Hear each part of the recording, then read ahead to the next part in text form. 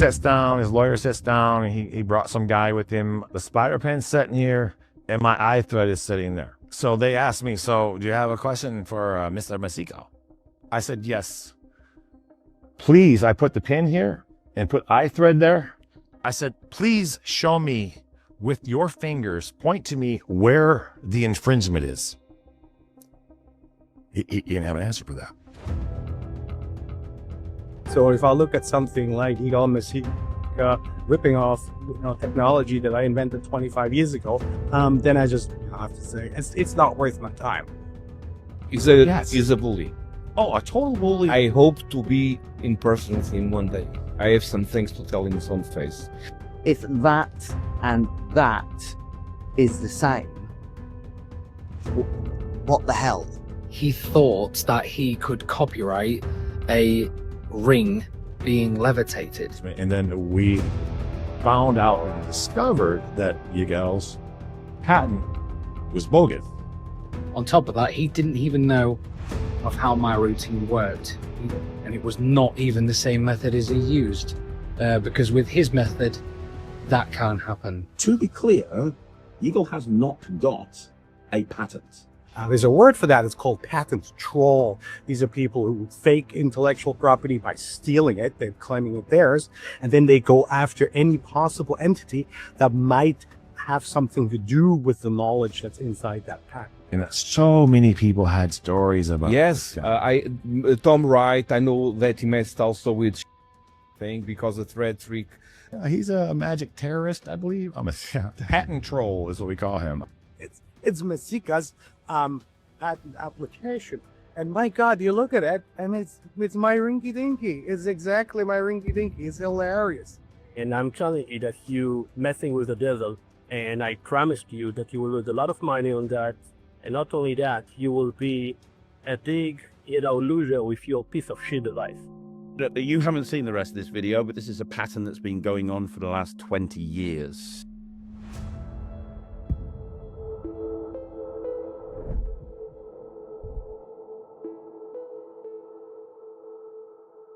This is the most dangerous video that I'll ever make on this channel.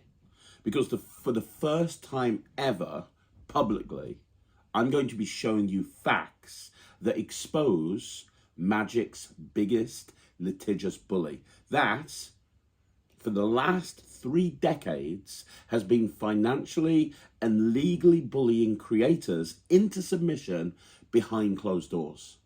I'm talking about Yigal Mesika. Well, now he's finally pushed it too far. And in this video, I'm going to be revealing just how sinister, manipulative, deceitful, and greedy Yigal Mesika really is. This is going to be backed up with facts. This is going to be backed up with evidence. And this is going to be backed up with interviews with people who have actually suffered at the hands of Yigal Mesika. This video is unlike any other. This isn't just a bunch of he said, she said. Today, I'm bringing facts upon facts upon facts. In a nutshell, in 2004, Steve Sheraton released Rinky Dinky. Over 20 years later, Yigal Mesika tried to patent it as his because he moved a hole onto the side.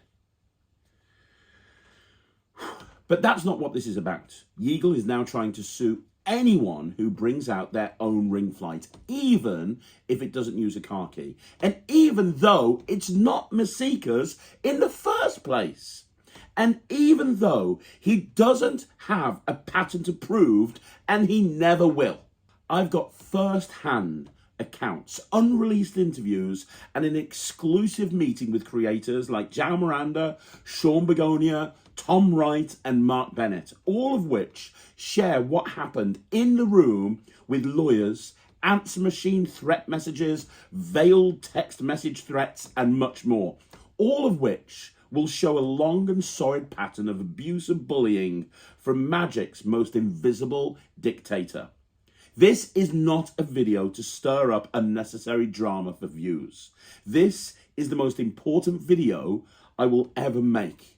Because if Yigal Mesika can actually get away with bullying creators and forcing Magic's biggest wholesaler to remove a product which has zero infringements on any other Yigal product, which was stolen in the first place, then Magic's about to enter the dark ages for all of us. And I really mean that. So his time is up, and it's time to expose him once and for all. Get comfy. A quick warning. Although this video might appear long on the face of it, every second is relevant, and all interviews, where relevant and pertaining to the issue at hand, have been included in full as per my legal counsel. The other thing is, this video will not be monetized in any way. Before we begin, I want to make something very clear. Prior to publishing this video, I received a message from Yigal Mesika warning me about potential legal consequences if I made this public.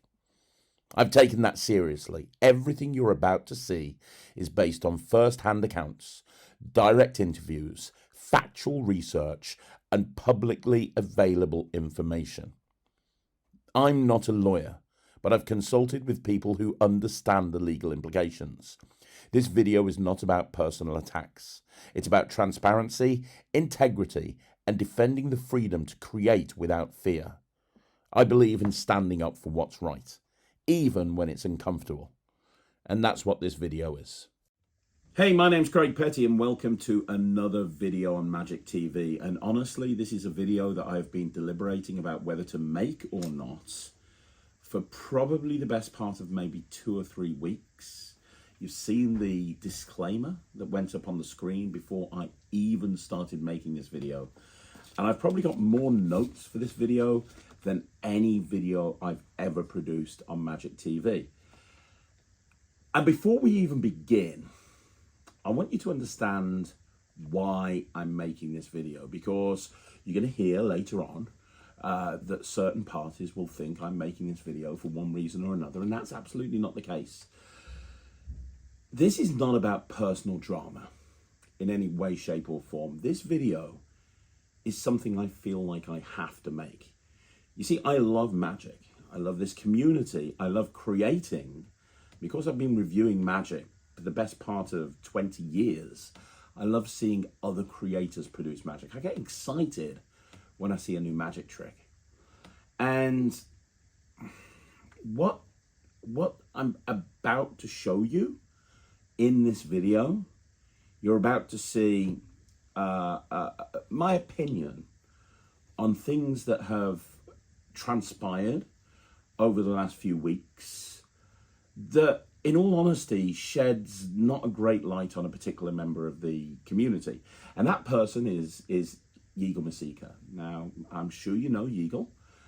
He is a very, very well-respected creator. You've probably seen, maybe you had the tarantula back in the day, or you use his loops, or potentially you might have the spider pen or something like that, or maybe you're somebody who's bought his new key fob that he brought out, the key reel, the reel in a key.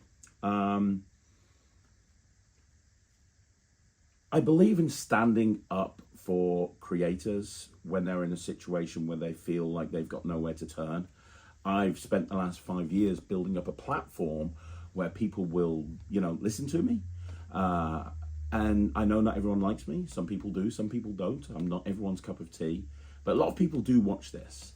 And I really do believe that it's important for me to basically just show you everything that I found out about a situation that has occurred recently that all started off with a conversation between Yigal Mesika and Mark Bennett. And on this video, I hope to show you a pattern, a documented history of, I think the best way to put it is, in my opinion, legal posturing that has real consequences for the innovation of Magic. And I genuinely mean that.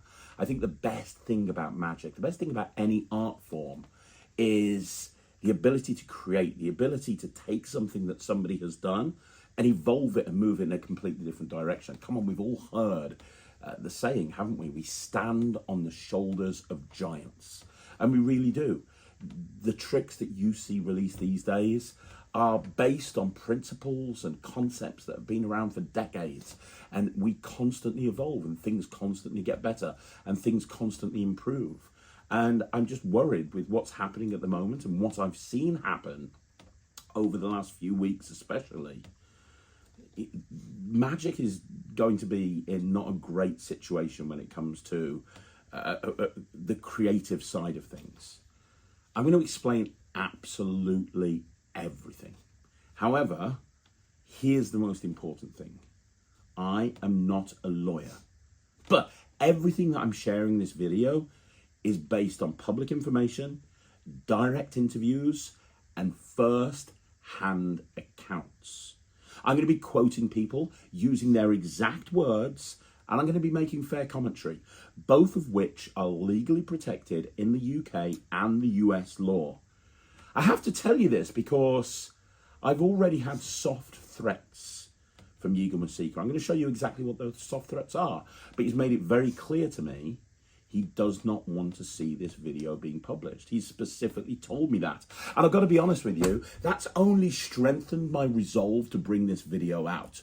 Because if I ever questioned what I was doing, if I ever questioned whether this was the right thing or the wrong thing, being told very, very clearly that I'd have to be careful if I bring this video out, well, that's everything that I need to know. So what's it all about? Well, in a minute, I'm going to be putting up on screen some text messages between myself and Yigal Mesika. Because I've been in touch with Yigal, and I'm going to go through the text message exchange. But before I do, let me kind of give you some context, right? Because things happened before I got to contacting Yigal Mesika. A lot of you might know that I'm friends with Mark Bennett. Now, if you don't know who Mark Bennett is, Mark Bennett runs Smoke and Mirrors. Now, before that, he owned and ran Illusions, and he's been in this industry for a long time. He's a council member of the Magic Circle, and I think that outside of 2 or 3 people in the UK, he's one of the top 3 people in the UK that I think have helped more magicians become successful performers than anybody else I know. He's constantly taking people on board and giving them opportunities when really they weren't ready. And he's one of the nicest guys I know. If you've ever seen any of my releases that I've released through Murphy's Magic, if you've ever seen, for example, the Quantum deck or the Atomic deck or the Savant deck or any of the others, EDC, they've all been filmed at Smoke and Mirrors, and Mark lets me use his venue for free. Doesn't charge myself or Murphy's anything. That's the kind of guy that he is. So we know him from Smoke and Mirrors, but also he has his own production company called MB Magic. Now, over the last 2.5 years, he's released things with myself. I bought Your Round out with him.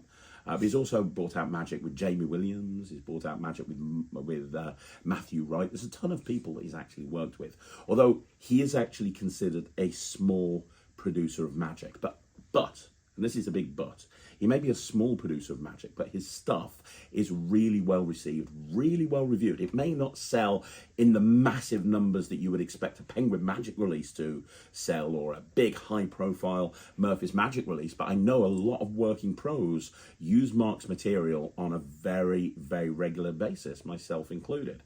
And for the last couple of years, he's run this production company. And it all started with me getting a phone call from Mark Bennett and wanting some advice. And you know, my attitude, a friend in need is a friend indeed. So I was like, okay, Mark, what's the matter? And he said that he'd been approached by Yigal Mesika because Yigal Mesika had told him that there were serious similarities between his product, which is the ring flight. So if you don't know, Yigal Mesika bought out a ring flight about 18 months ago, which was built into a key. So serious similarities between Yigal Mesika's ring flight and Mark Bennett's AirFlight. Now, AirFlight is a trick that Mark Bennett brought out in Blackpool 2025. So earlier this year, Mark Bennett brought out AirFlight. And if you haven't seen it, it was very well received. It sold out at Blackpool. It then went into Murphy's, and it's done really well at Murphy's as well. If you don't know what AirFlight is, basically, Mark had the idea of taking a reel and putting it into an AirTag. Now, I've got to be honest with you, ring flights have been around for years. I mean, it was Quran that first came up with the concept of ring flight, and there's been so many different versions.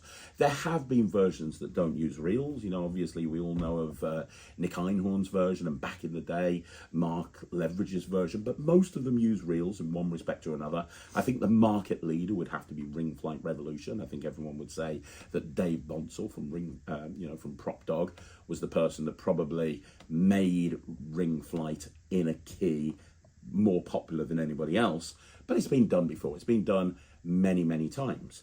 What Mark brought to the table to evolve it is putting into an AirTag, as well as a couple of other bits and pieces. Presentationally, it was quite different as well, because it's in an AirTag. You get an app as well, so you can kind of use this presentation of where's my AirTag, and the app kind of guides you to the person that's holding the keys. Yeah, so he brought out this AirTag, and then he got a conversation from Yigal Mesika. He got a phone call from Yigal Mesika, saying that there were a lot of similarities between AirFlight, Mark Bennett's AirFlight, and Yigal's ring flight that he brought out, I don't know, the year before. So Mark said, you know, I don't really know what the similarities are. They're very, very different. They both use a reel. Reels have been around before, and they went back and forth with a they went back and forth basically with a conversation over text and over phone, where basically Yigal Mesika told Mark that he holds a patent for certain elements that are built into his key, and those elements, unfortunately,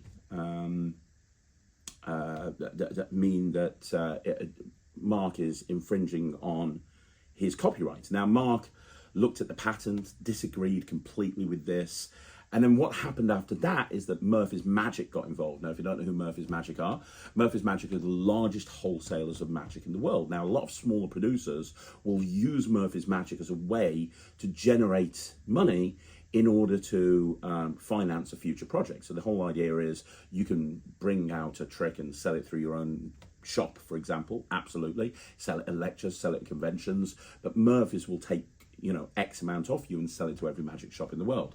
Murphy's Magic got involved, and long story short, basically Murphy's have decided to pull the AirTag by Mark Bennett, and it's no longer for sale.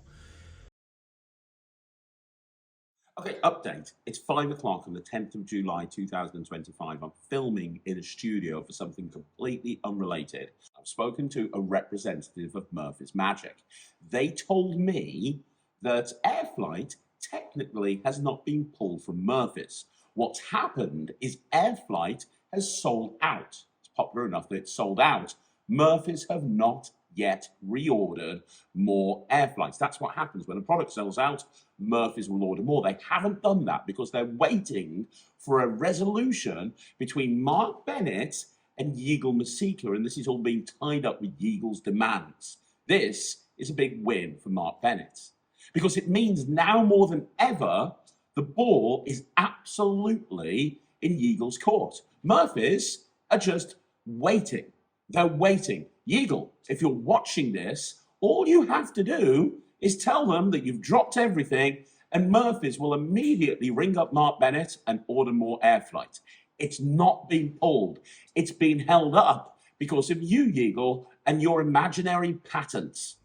That's partially why I'm making the video. So Mark was asking me for advice about what he would do with this situation. He couldn't understand why Yigal was saying that it was a copy, because he you know, from Mark's point of view, it was very, very different in so many different ways. Look, here's the thing. Within the magic community, right, a lot of the time we self-police. And what I mean by that is if a trick has come out and it is similar in any way to another trick, what will happen is people on forums or people on the Magic Cafe or people on Facebook forums will be the first to jump in with a post and go, well, how can you bring this out? It's very, very similar to this. And I talk about this from personal experience, obviously, as a lot of you know, many, many years ago, that happened to me with Red. And even more recently, I've just brought out the Savant deck, and people were commenting, going, hang on a minute, isn't this like the Rama deck by Owen Packard? And I'm like, yeah, but I got Owen's permission to actually release this, right? But you'll have those conversations. You'll have people making statements. You'll have people making posts within this community. And the reason that will be the case is because we like to self-police. You know, the Magic community is very close-knit, and we want to make sure that no one's stepping on any other's toes. The reason I bring that out and the reason I tell you that is because nobody ever, anywhere, has made a post going, hang on a minute, this ring flight that's built into an AirTag is very similar to this ring flight that got built into a key that came out a year before. No one has actually made that comparison, because you would not look at them and go, well, this is a direct copy of this one. You would not look at that. So Mark was confused, and I was trying to help him out with it. And he said, is there anything that you can do? And I said, well, I could maybe put a video together and shed some light on this, and, you know, kind of, you know, because he got to a point where really there was nothing going on. Yigal was basically flat out saying what he wanted as a result of this, and Mark was like, well, you know, I don't agree. So they kind of reached an impasse, and yeah, he asked me to get involved, and I said, well, if I'm going to get involved in this, I'm not really kind of into controversy these days. I'm trying to avoid it. You know, I stepped away from YouTube for a while. I've come back, but I don't want any controversy. Let me look into it. And so I make this video for two reasons. One, because I wanted to help a friend, a dear friend, who has done more for me than a lot of other people, but Mark Bennett, obviously. But second of all, because the more I delved into this, the more I realized that this is not an isolated case. The more I delved into this, the more I realized that this has happened before with Yigal Mesika and other creators in the industry. And this is a situation that happens again and again and again, and it's all based around patent applications. I use the word application because most of the patents, but I don't know how many Yigal's filed, I don't know, 20, 30 more, I don't know. You can go and check them out, the public record. Most of them aren't granted. Most of them are never granted. And, you know, there's a difference between an actual patent and a patent application. We'll get into that a little bit later on. But I realized that there's a serious issue going on here. And like I said, I am going to talk you through the text messages that went on between myself and Yigal Mesika. But first of all, there's nothing better than to hear this whole story from the horse's mouth. So what I'm going to do now is I'm going to play you a video, which is an interview between myself and Mark Bennett. Now, so we got the timeline correct. This is filmed when Murphy's Magic were trying to help Yigal Mesika and Mark Bennett come to some sort of agreement. We hadn't got to the point where I filmed this, where basically Mark Bennett's trick had been pulled. We hadn't got to that point yet. It was still very much up in the air. It was still very raw. And Mark was, if you've met Mark, he's normally very upbeat and very excited. Don't expect that in this video. This is not an interview hyping up a product or something like this. This is very raw and this is very honest. And this is his exact feelings about what's happened. So let's just quickly have a look at this and have a look at this video, which is an interview with Mark where he actually talked through what's happened from his point of view. So I'm here with Mark Bennett. Mark, how you doing, mate? You all right? Oh, mate, yeah. Yeah. You're in, yeah. Thanks for jumping on the channel. I really appreciate it. And thank you for letting me do this video. I just wanted to speak to you. I know you're a bit kind of down in the dumps at the moment, understandably. I just wanted to explain, I just wanted to basically hear from you, because my involvement in this kind of started with you kind of reaching out to me and going, what do I do about this? Because let's be honest, you've been in Magic your entire life.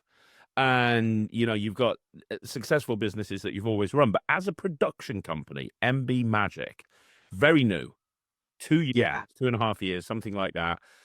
Small production company, bringing out, you know, it's not like you churn something out every single week like Murphy's Magic or like Penguin or me. It's like 2 or 3 times a year, right? And and I think it's fair to say that everything that you've brought out has always been well received because it's stuff that you've worked in yourself. It's stuff that you really care about. So, so as somebody who's new into the production game, this must have kind of come as a bit of a surprise. Do you want to talk us through that? Yeah, because obviously you as a creator, as you know, you kind of do your due diligence as much as you can, kind of thing. And no word of a lie, what I've done when an AirTag came out, I thought, what can you do with an AirTag? You know, what can, there's got to be something. These are going to be everywhere. They're going to be on everything. And started scribbling down ideas. Spoke to Matthew Wright, and I thought, oh, look at this, you know. So this is a little prototype, but it's like a little reel because of his, you know, his going across thing of an AirTag. And I was like, well, maybe, you know, that less all this kind of stuff. And then I just thought, wait a minute. And on my set of keys was an AirTag with a hold around it. And I just thought, oh, wait a minute. What about a ring flight? What about a ring flight?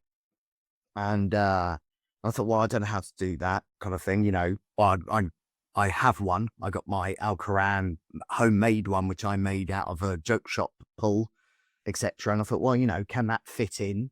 So ordered like keychain things, you know, to see, you know, are there any ones that look like an AirTag as well already, that kind of stuff. And then I came up and I got somebody to help me make one, you know, for AirFlight, that it looks like an AirTag. I approached Joshua Riley to say, look, it's an AirTag. Can you help me create a little app to make it look like a Find My thing? And he said, yeah, no problem at all. So it just to add to the routine to it, because it's a device, well, looks like a device.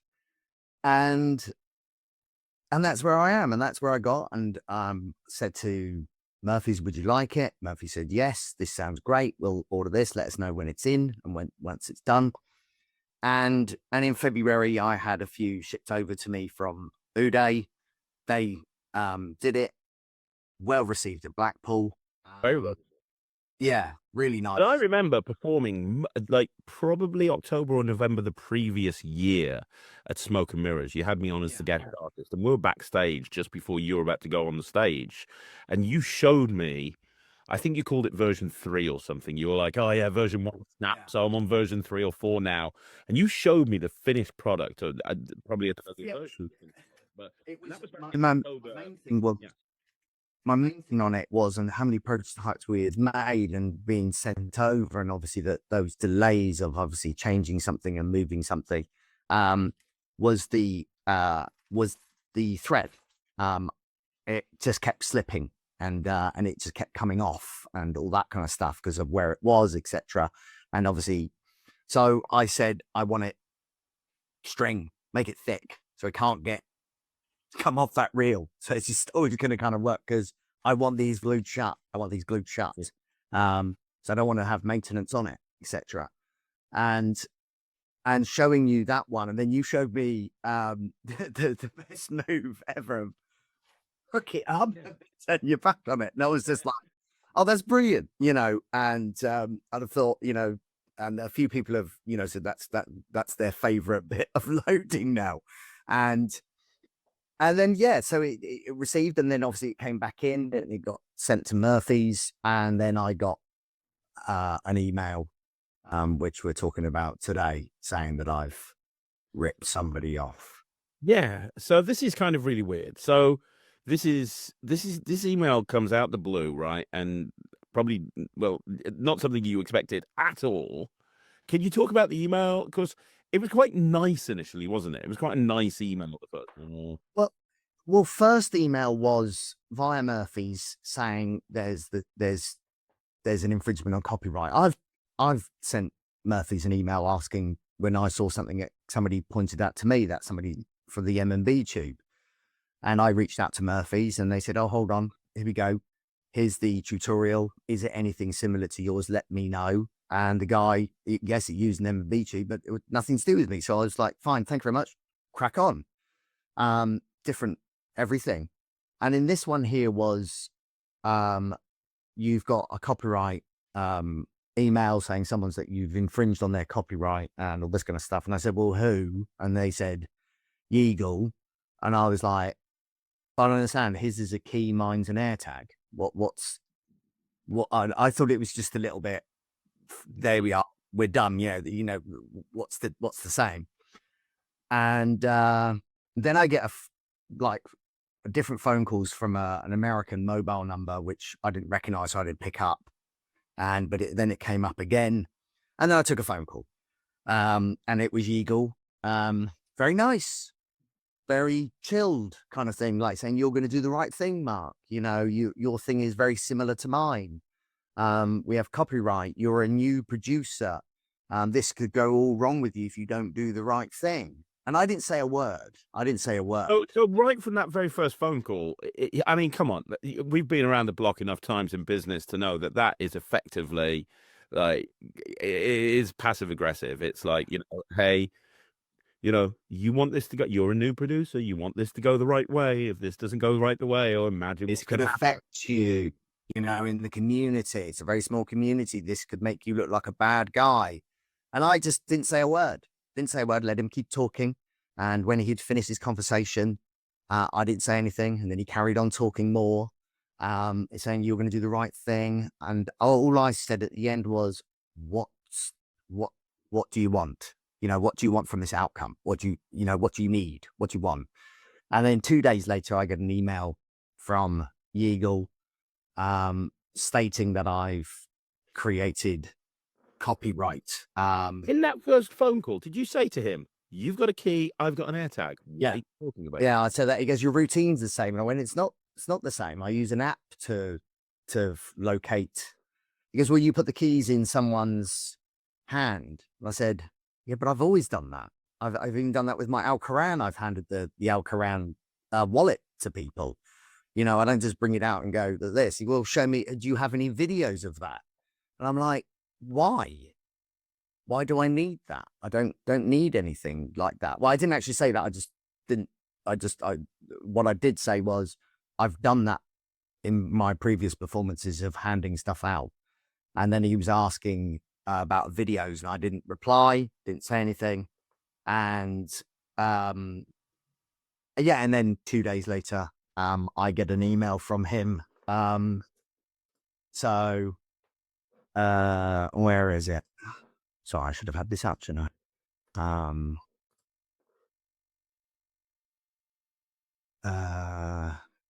Sorry to bother you. I said, happy to chat, let me know concerns. Yeah, here we are. So this is from Yigal. It was great speaking with you last week, and I appreciate your openness in discussing the similarities between our products. I didn't. After giving it careful thought, I'd like to clearly share my perspective. While there are a few ring flight variations on the market, all inspired by Alcoran's original concept, and then he puts a link to Magic Box, which is just quite nice.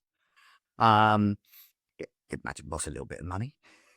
Each version has evolved with different mechanisms to improve usability and performance. My ring flight includes 3 patent copyright elements that make it unique, and your product currently incorporates all 3. Can you share what those 3 are? Yeah, so number 1, the thread is connected to a small chain, creating the illusion that is part of the key ring, while also making it easier to remove from the pocket for repeated performances. So mine does have a chain. That's it. But my point of it is that it's the first thing they see when you dangle. So that was my main reason for it. The wire feeds from the top center of the reel, not to the side, like Rinky Dinky or other remote key versions. Side feeding through metal causes friction, makes the handling less smooth, and leads to thread breakage. And then he sends me to Ring Flight Revolution, Vanishing Ink. Mine comes from the side. So it doesn't come from the center, it comes from the side. Has he not even like he's making one? Yeah, so far for me, it's just like where he doesn't obviously own one. Has to see the product. He's like, hey, can you send me one? Yeah. No, okay. And then number 3, the structure of my routine, placing the ring in one hand, handing the keys to the spectator, vanishing the ring and having it appear on their key ring, doesn't make sense, has not been achievable with any other ring flight on the market. So hang on, what? So he's saying, what? Hang on, read that again. Sorry. So the structure of my routine, Yeah. placing the ring in one hand, handing the keys to the spectator, vanishing the ring, and having it appear on their key ring has not been achievable with any other ring flight on the market. Yes, it has. Like, look at Flight by Steve Thompson, an illusionist.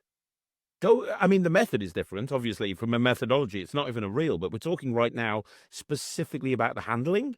Go watch the trailer. That is going into a hand, hold on to those keys, hold on to them, boom. And he wasn't the first, but I'm sure Scott Alexander. And the structure of my routine is because of when I've vanished the ring and it goes to the back pocket, and obviously then what I do is they're holding onto this hand, which most people do. They say, hold on to these keys here for me. And then the whole structure of it and the whole routining of it, and it's not to this spectator. I know in the trailer it's got Magic Sings doing it because this is for social media. He doesn't want loads of people around, but he's got the lady holding the keys and she's holding his hand and etc. But my whole point of the routining is that when you're in that position, or have I stopped? Oh, I'm back. Sorry, I froze, I think, a little bit.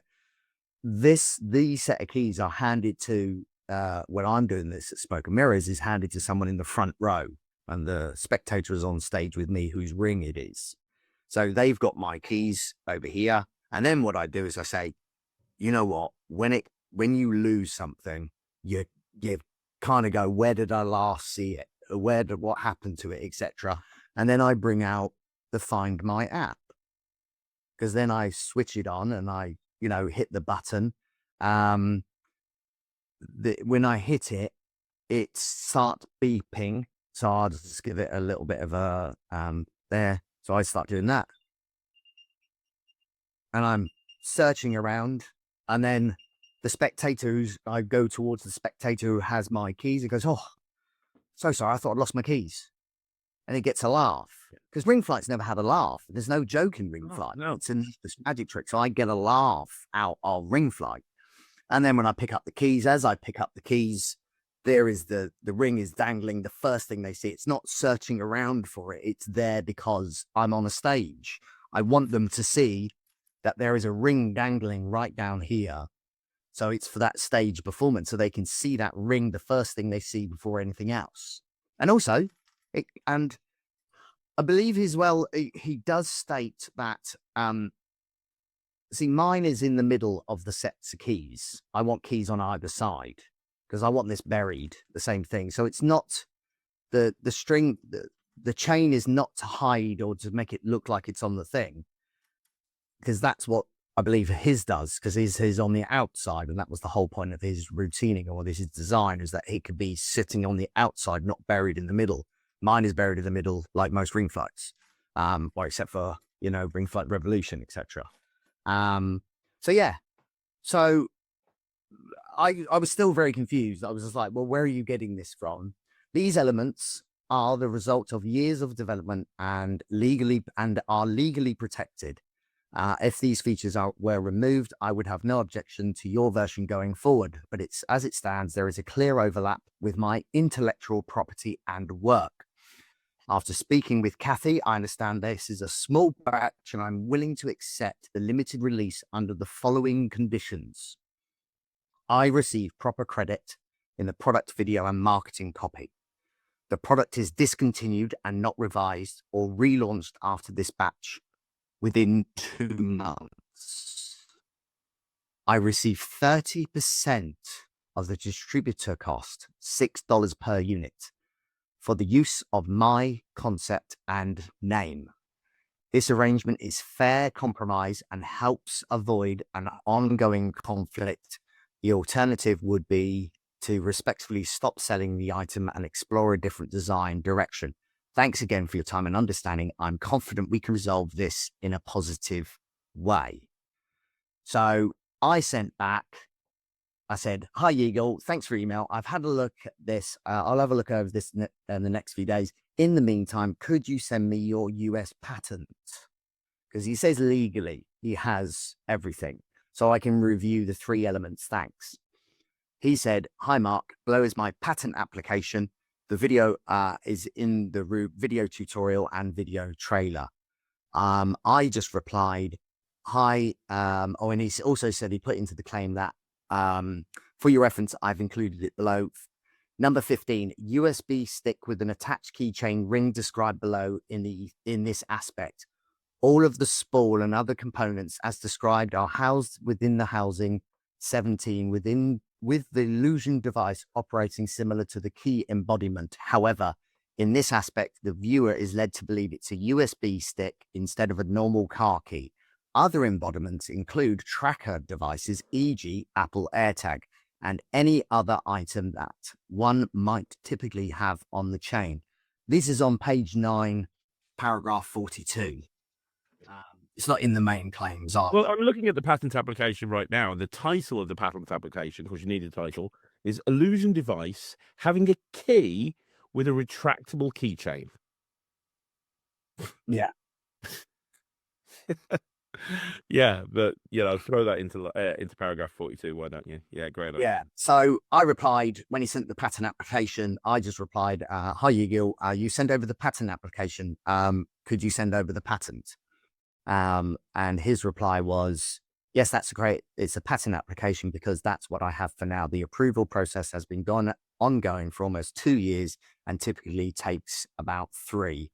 That said, once the patent... Hang on. Whoa. He said what? He said, yes, that's correct. I sent the patent application because that's what I have for now. Right. No, about the dates. What did he say? The approval process has been ongoing for almost 2 years and typically takes about 3. Okay.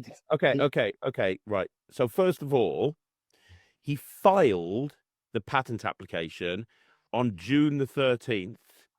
Yeah, he did have a provisional application filed on June the 13th, 2023, a provisional application. So that's all he's done. He filed the application on June the 13th, 2024, and it was published on the 19th of December, 2024, but it's still just in application process. Yeah. He has applied for many, many patents over the years, some from years and years and years ago that have never been granted. Many of them have never been granted. But for somebody that's so meticulous when it comes to patents, why would he say that he filed it 2 years ago? Which is simply not true. Well, I think he's talking about his provisional application. That makes no difference. You've got to go on the application. Patent application was filed less than a year ago, on the 13th of June, 2024, and wasn't published until the end of the year. Yeah. Okay. And as for saying it 3 years, it takes a lot longer with his patents because a lot of them don't even get done. Right, carry on. Yeah. Well, then you said once a patent application is filed, it still allows me to defend my rights in the same way as a granted patent during the review period. And I'm thinking, well, legal, if you're listening to this, a granted patent is only, if it's not a granted patent, it's only an application. There are no enforceable rights. You can't sue somebody for infringement on an application. And you cannot demand that anybody stop selling, performing, or publishing anything. Patent applications, Yigal, don't confer legal protection. Only granted patents do. You'd think somebody that has put so many patent applications in would have a rough idea of that, but I think no enforceable rights whatsoever. And here's the thing, just so you know, and I'll get into this on the video a little bit later on. They can't, it's just a pending application. There's no enforceable rights. And you, even if you had completely ripped him off, and it's blatant, which you haven't, but even if you had, unless the patent application is granted that specifically covers that application, you can do whatever the hell you want to. And then, even then, when it's granted, it's from that point when it's granted. Like, See, for me, he goes to defend my, and I was like, well, you know, I'm no, my wife was a lawyer, but she was like, well, I don't know anything about US patent law, so I wouldn't have a clue. But I would imagine that because it's an application, you could ask somebody nicely. If someone was you were reaching out to people to say, I'm making something, goes, whoa, whoa, whoa, whoa, whoa, whoa, I've got something going at the moment, or it's already out. But I did look if anybody had anything like an AirTag already out. There's loads of ring flights out there. So it's not like I'm, reinventing something. I'm just making the aesthetically look different and change the routining to fit an AirTag.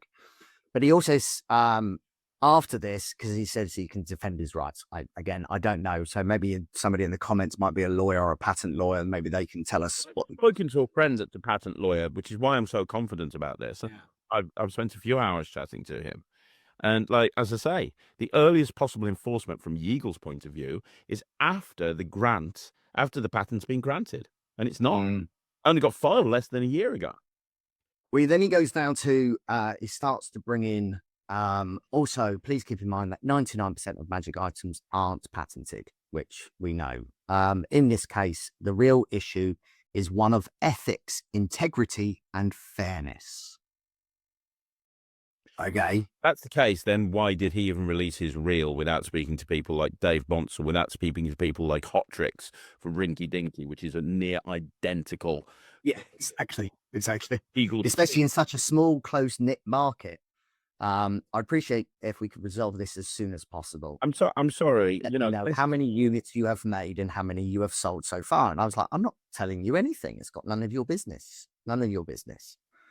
So I kind of went back and I pulled out his 3 points, what he said.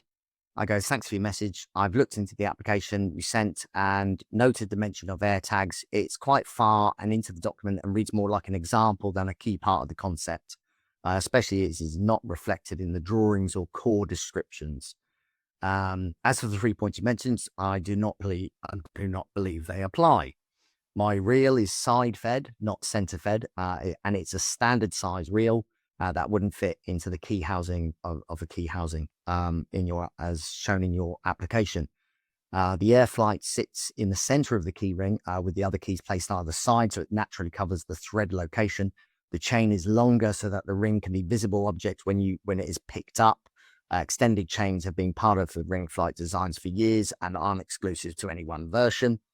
The vanish uses a classic thimble vanish, not a misdirection routine, which I believe he does this kind of routine. And then he's holding his hand there, but he pretends to have the key in here. But mine's thimble and then gone and then hold and then phone, which I just explained. And it uses, which is my Find My Style app moments as part of the reveal. So in short, the mechanics are different. The routine is different.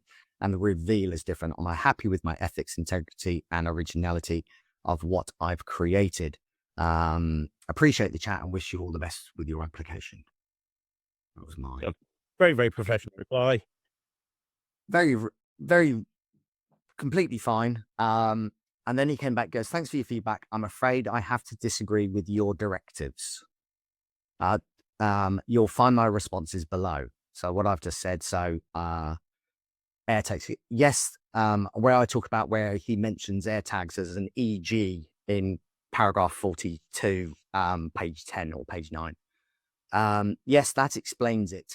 But including all those drawings isn't necessary. That's how patents work. It doesn't have a patent. I've already provided all the required images in my application and have also, as you've seen, protected the AirTag ring flight option, including in both the function and the routine. What? That's what he's saying, that because he put EG tracker or EG AirTag, he's saying that he's already done it. Now, as you know, we've spoken about this. This was filed in June 13th, 2024, the patent application, which is not a patent. It's just an application. Mine, when I started working with my manufacturer for this, we had a temporary working prototype of June the 8th, I think it was something like this, of 2024. And just to be clear, I know nothing about patent law. I have a friend that even a lot, and I'm continuing to speak to them. But one thing that I've been made aware of is even if the patent is granted, and very unlikely that it will be granted, bearing in mind ring flight has been around for years, and this is really not anything that new. Trying to patent, even if it was granted, there's this thing called prior art, and it basically states that if it does actually get granted, if you can prove that yours was publicly sold, performed, or disclosed to others before June the 13th, 2024, which is when he filed, or is based on well-known existing methods, which it is. Yours is based on ring flights from years ago. I know that you spoke to Dave Bonsall before you bought yours out. You did the right thing. Then, you know, and there you have a video of Uday sharing over to you the first prototype, showing it working. 8th of 2024, before the patent was even filed. Yeah. So he goes on to say, when I talk about the 3 points mentioned, obviously my replies to his, my reel is side fed, not center fed. And it's a standard size reel. He goes, I'm sorry, is his reply. I am sorry, but the thread feed on your reel appears to come from the top. Still hasn't asked for one. He's just saying what it is. Just like mine, changing the reel size isn't what the patent is all about. It seems you may not have fully reviewed my application. That said, if you genuinely believe it's different, I'll be happy to take a look at a video or photos of your design. It's not me. It's not for me personally to give him all my stuff. I don't have an application. I don't have a patent. So it's got nothing to do with me, what he wants to see in my drawings and all my bits and bobs. So the AirFlight unit sits in the center of the key ring. He goes, the other keys are placed either side, naturally to cover the thread location. And then he replies to that. He said, that's clearly incorrect, but if I'm mistaken, please provide evidence showing which ring flight key uses a chain similar to the one in my patent. Well, it's a chain, you know what I mean? It's an extension, you know, it's petty. Sorry. Oh, I know it is. It is. It is. It is. It seems silly that I've got to give you $6 because we thought, oh, why don't we put this on there? Because we were going to go for a carabiner, and I've never really used a carabiner, and I wanted to use a lobster clip, but the carabiner would have made it longer and that would have been attached, but I wanted this, and I didn't want to put a carabiner, then this attached on it as well, because it just wouldn't look correct, but that looks naturally correct of having that. But anyway, so to be honest, so far, I've got nothing. I have not responded to him since I sent my email of me saying he wants all of this stuff here. Yeah, and then I've got that Murphy's have then come back to me and said Yigal wants. Just 1 second, just for people that don't know. So Murphy's, without getting too deep into it, largest wholesaler in the world. Yeah, they wholesale all the magic to all the magic shops everywhere. If you want to have a successful product, a lot of the time you want to put it into Murphy's. Physics will distribute it around the world, everywhere. Now, yeah, Murphy's, understandably, don't like to get involved in legal disputes. I understand why they don't want to get involved in legal disputes, especially when you're considering you've got Yigal Mesika, who is a massive, massive, massive production company. I imagine that he's sold tens of thousands of spider pens and tarantulas, and whenever anything comes out, the loops, there's a big buzz. So I imagine it made Murphy's a lot of money. And then you've got you, who's been around for 2.5 years, that probably knows nowhere near as many nowhere near, not even in the same ballpark. I can understand Murphy's like going, whoa, we don't want to get involved in this. I could even maybe understand Murphy's taking his side in a way because he's the cash cow versus you. I totally get that. Business is business. I get that. But what he's doing here is he's pulling Murphy's into this. This should be between you and him. He's pulling Murphy's into it. Wasn't he like CCing in Austin Murphy into these emails? Yeah, it started just with me and Kathy, and then it went to Austin. Then I saw one of the names. It was Kathy, and CC was Austin was in there as well. I've never met Austin. I don't know Austin at all. All I know is Kathy, who's my purchaser, has been my purchaser for 2.5, 3 years, and I have said to Kathy, I said, look, I'm still a new creator, but the stuff that I do create, quite weirdly, pros are actually doing it in their shows, which is one of the hardest things to do, is to get a pro to add something to their show. Like Get Smarties in most people's cabaret acts and kids entertainers acts now. And, some people, but I'm sorry, but, some people have sold the gumball machines because they prefer Get Smarty because it's more portable and gets the same reaction. So, but, it's, and, and obviously I've done separate releases with Matthew, and they're bigger numbers because it's got Matthew's name attached to it. But my numbers that I have, I like an organic release. I like something that is something I will use. This is on my keys all the time. I said this at the London Magic Convention, that they said, when I did the routine, I have to take my car key off because otherwise they think that I've just done the whole routine with Ring Flight Revolution. And here's, you talk about creativity, you talk about evolving an object or a product. Just from my point of view, this is one of the best evolutions of your ring flights because you're the first person to put it on something that's not a key. Now, the reason that's important is because, okay, 2 examples. One, I don't drive.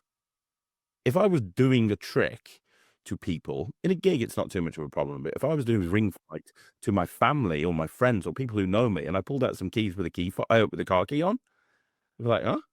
Another example is Ryland. This has become one of Ryland's favorite everyday carries. Ryland doesn't fucking drive. Do you know what I mean? But he's Audi, mate. Nice Audi. Yeah. But he's a 12-year-old kid that does know that has every Apple product under the sun. For me, an evolution of a trick should be something that has become beneficial for something. Ryland's never done ring flight. Now he has because of this. And just name checking an AirFlight on paragraph 48 is not good enough to say that you can't have somebody else do it. Yeah, it's, to me, it's, if I saw that, first page of a patent application, although this is in America, I'm in England, so I wouldn't even probably even look at the US patent applications anyway. What magician would? What you would do is you would do your due diligence and have a look. Is there anything to do? Phone up Dave Bonsall. Dave, have you played around with an AirTag? Tried, thought about it, but couldn't work it. Good luck. Thanks, Dave. Appreciate it. Because obviously we know he's the market leader of ring flight.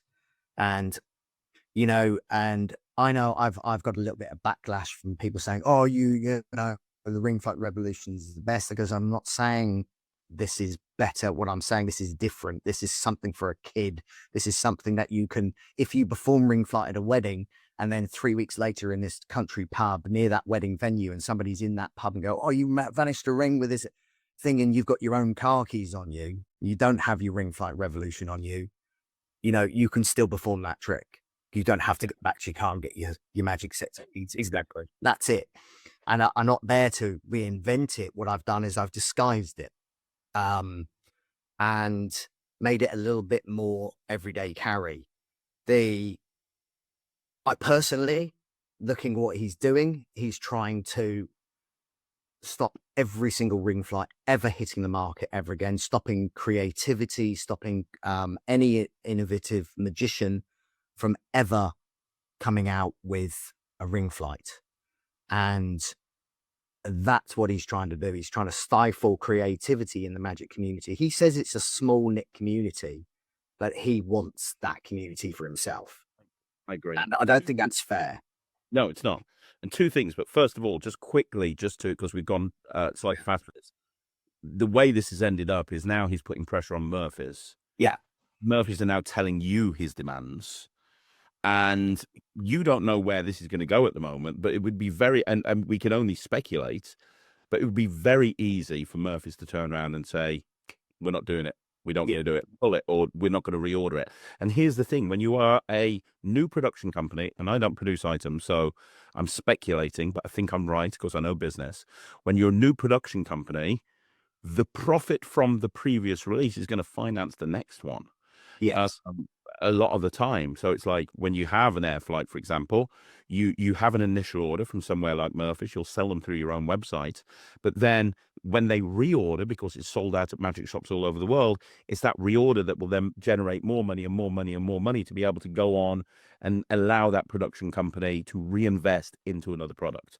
By involving Murphy's and getting them involved, what it's doing is it's financially crushing you as a production company, which I just think is just ridiculously wrong. And that's one of the reasons I wanted to get involved in this, because that is wrong. We talk about, people talk all the time about, oh, Murphy's and Penguin and Vanishing Ink, they bring out all of the tricks all of the time. Well, that's because stuff like this happens to small production companies, and unlike a Murphy's and a Penguin, you haven't got the budget to be releasing stuff every single week. You haven't got that, so you have to be very selective. And to have something has happened to you, it's ridiculous. It's the thing is, obviously, for the R&D that it cost me to do this, to having those things shipped over each time to test part of it and seeing this and checking the strength of it and checking this of it, and having that all done to get it to a release of working on, I didn't have to put on or add, and the app is free that comes with Ring AirFlight, sorry. And because I wanted it to be something easy for somebody to do, somebody they don't have to worry about it. Some people are worried about, like, oh, I'll never do ring fly. Oh, it's too scary. And I wanted something that people didn't have to, if they start younger, they will have that confidence to do it later in life. So like Ryland now can, do you know what? Yeah, I can do that now, to anybody saying like, why have you got your dad's car key? Actually my dad doesn't drive. All right. So what's the car key for? Yeah, exactly. But again, I'm not there to tell anybody to get rid of anything they've already got. Don't get rid of your Rinky Dinky if you've had it for 20 years. Keep hold of it, that kind of thing. All I've done is just, it's the same thing of like, why do we keep creating another pack of cards? Yeah. It's just another pack of cards. This is another ring flight, but it's a ring flight that will hopefully inspire younger magicians to perform it now. Honestly, ask yourself a question. If you saw Yigal Mesika's key trick and your AirFlight trick, I want everyone who's watching this to honestly think about this question. If you saw these two products next to each other, would you think the one is a rip-off of the other? Because innovation, just the fact that it's an AirTag is an innovation. The fact that Yigal's not even asked you for the product and he's making wild assumptions. Yeah, I keep wondering about that. It's like, well, why have you not got one? Why have you not looked at it? Why have you not, examined it? You're going off a chain. You could say that, oh, I did, I'm not saying I did, and there's no way I'm saying this, but for example, when I saw that on the front page, that's 1, 2, 3, 4, 5, 6, 7. Oh, that's got 9 links. I'll put 3. You know what I mean? But I'm not saying that. That's not what I'm saying. But if that and that is the same, what the hell, Well, we know why the application has been put in, or at least in my opinion. I have to keep saying my opinion because, we're dealing with somebody who's very, very, very Sue happy. But I'll say, in my opinion, based on the evidence, there's two reasons to get involved in magic, which is art and money. And look, here's the thing. I run a business, you run a business. Money is important. We feed our family, but the art is just as important as well. Absolutely. Honestly, yeah. Why? Yeah. Why does? Exactly. But why are 99.99% of products not patented, and the only ones that are seem to come from Yigal Mesika? The reason is very simple.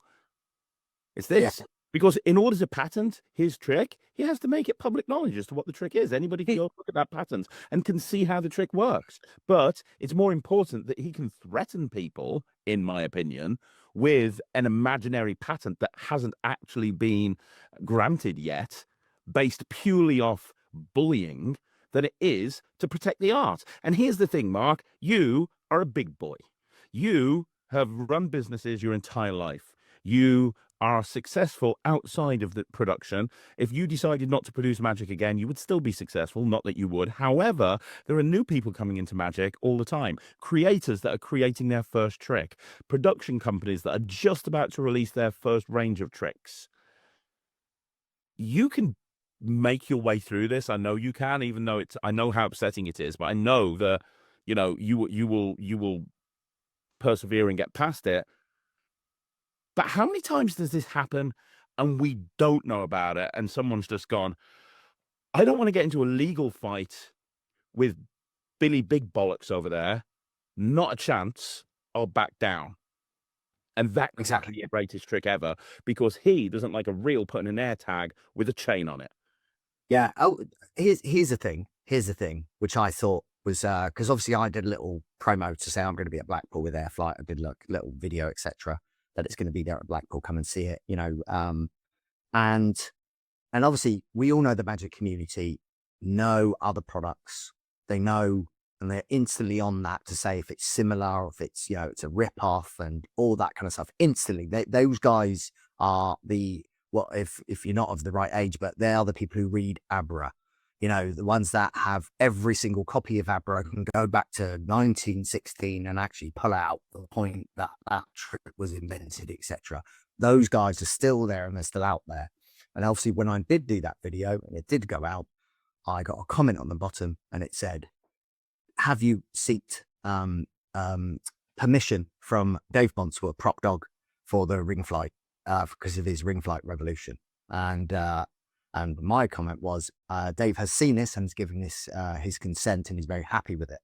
And no other people since February, when it was kind of first initially released at Blackpool, not one person has mentioned to say, doesn't that look like Yigal Mesika's one?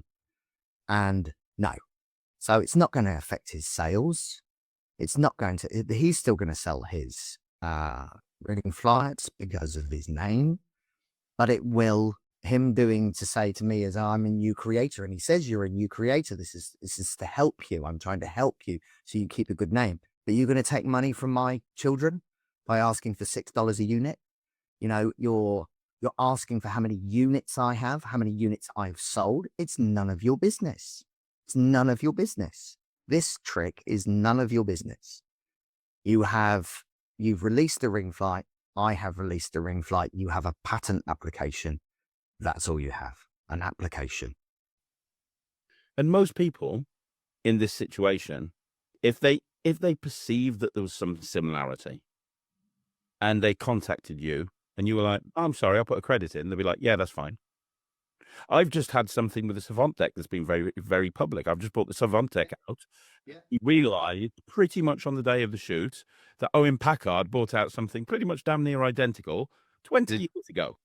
Now, I'd gone in a completely different direction. The makeup of the deck was the same, but the actual effects, the way that we took it was completely different. And I sat down with Owen. Well, I didn't sat down. We went on the phone and we chatted back and forth, and we've come to an arrangement that Owen is very happy with. Murphy's sorted him out and made him happy with it. And that's what happens behind the scenes 99 times out of 100. Yeah. But I looked, that I did my due diligence, and there is not an AirTag ring flight out there.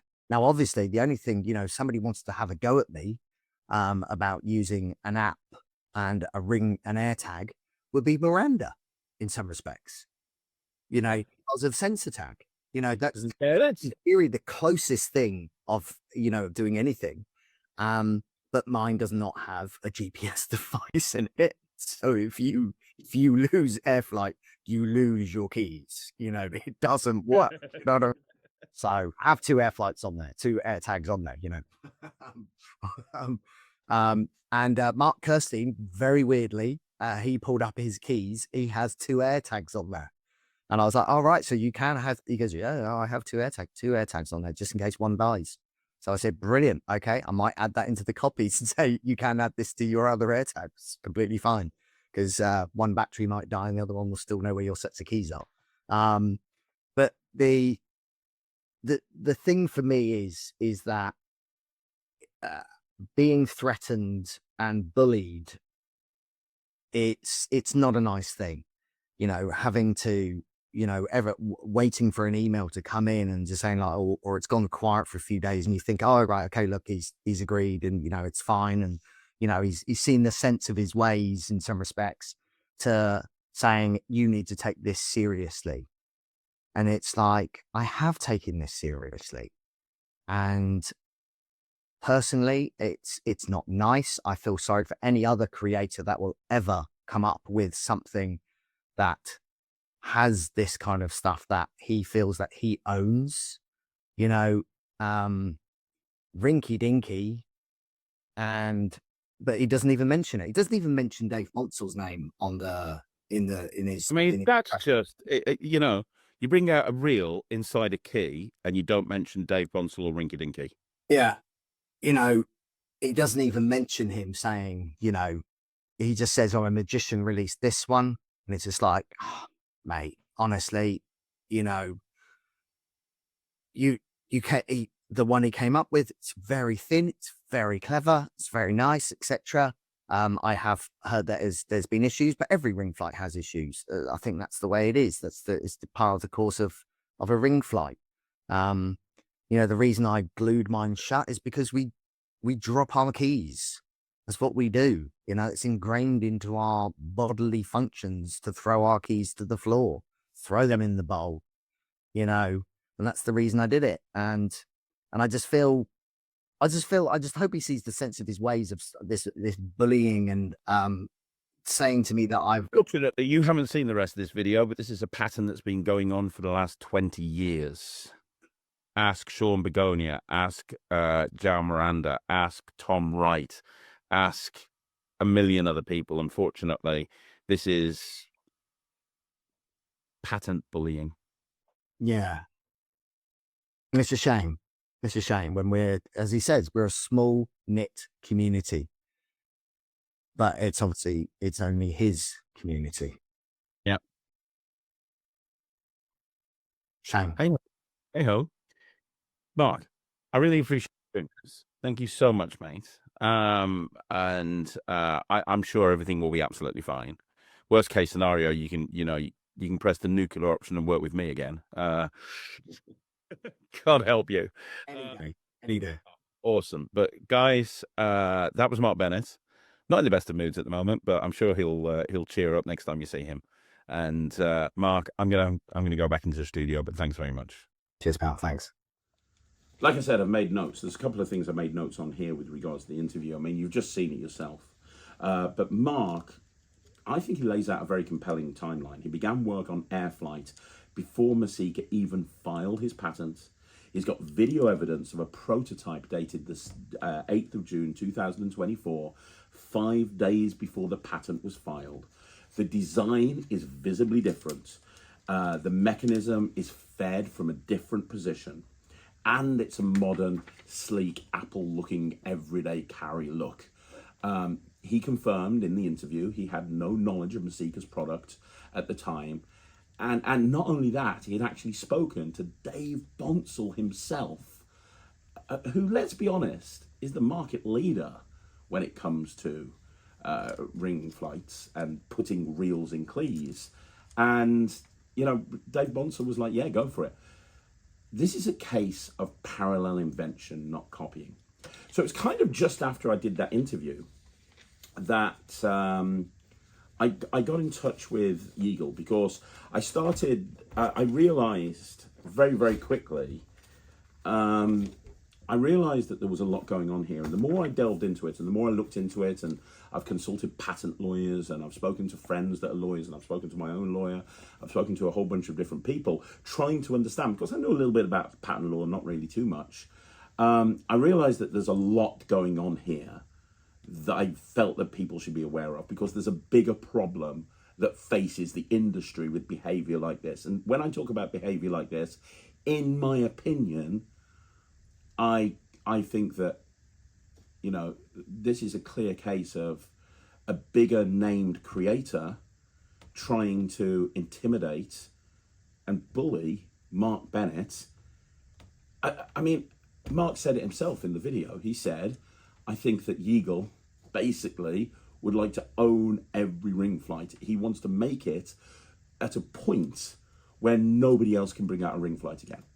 Because how can anyone bring out a ring flight again? How can that happen?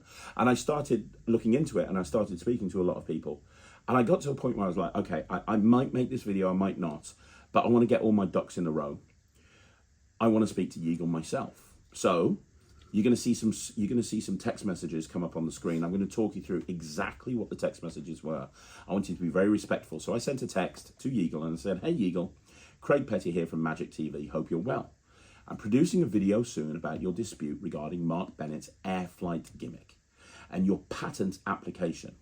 I thought I would reach out to see if you would like to make a statement I can include or chat through the situation before I publish. This is my direct number. Feel free to message me or give me a call anytime. Thanks, Craig. So I wanted to make it very clear what I was doing. I wanted to make it very direct. He then said, hey, Craig, great great hearing from you. I'm doing well. Thanks for checking in. How have you been? Getting ready for FISM? ? Now, I don't really know Yigal. I don't think we've ever met ever. Maybe I'm wrong, but I don't think I've ever met Yigal. Could be wrong. He sent me an email after doing, we reviewed his ring flight. And he sent me an email afterwards thanking me for the review, but I don't think I've ever had any other conversation with him. He said, happy to answer any questions you have. Feel free to send them my way. Just curious, what made you decide to make an announcement about this dispute? So he wants to know why I'm actually doing a video. Fair enough. So I said, hey, Yigal, I'm good, thanks. Hope you are. Honestly, let's do this so that we're keeping all of these together as much as possible. There we go. So I said, there we go. Hey, Yigal, I'm good, thanks. I hope you are. Honestly, I try to use my channel to address newsworthy items in the magic community. This situation is very newsworthy. Honestly, the whole idea of patents in general is, but this situation specifically is very interesting. I think most people in the community would think an AirTag reel is different enough to a reel in a key for a creator not to have a problem with the product, especially as the ring flight has been around for a while. But I'd love to hear your take on it. So again, I'm being very honest, I'm being very forthright, I'm telling him exactly what I intend to do. And he replies and says, hey, Craig, really appreciate you taking the time to bring this to the magic community and for sharing your thoughts so openly. You're right, ring flight has been around in different forms since the 60s. But just like with cars, phones, and computers, innovation builds on what came before. That's exactly what patents are meant to predict. That's exactly what patents are meant to protect. New developments that bring meaningful improvements or solve problems in a new way. The version I developed isn't just another ring flight. It's a complete redesign with specific innovations that were recognized and protected under patent law after a long and detailed review process. Out of curiosity, where did you get your information about the situation? Always happy to have a proper dialogue and set the record straight if needed. Thanks again for giving me the attention. Notice every single time he replies, he wants to know why I'm doing this, where did I get the information from? And notice also, he's talking about patents and what they protect. To be clear, Yigal has not got a patent. He has a patent application. The patent application is worth nothing unless the patent is actually granted. A lot of the patents that Yigal puts through never get granted. This one is yet to be granted. I'm sure there's some people that are watching this video that are saying to themselves, how can you patent a reel in a key when it's been done before an awful lot? Hey ho. So I said, you're more than welcome, Yigal. I understand where you're coming from. I really do. And looking at your patent, I looked at your patent application and I see the innovations you're referencing, especially in comparison to AirFlight. I'm confused because AirFlight is side-fed, not from the top as in your patent. Although there is a chain on AirFlight, it's used to allow the ring to be visible to the audience as the gimmick is in the as the gimmick is in the center of the other keys.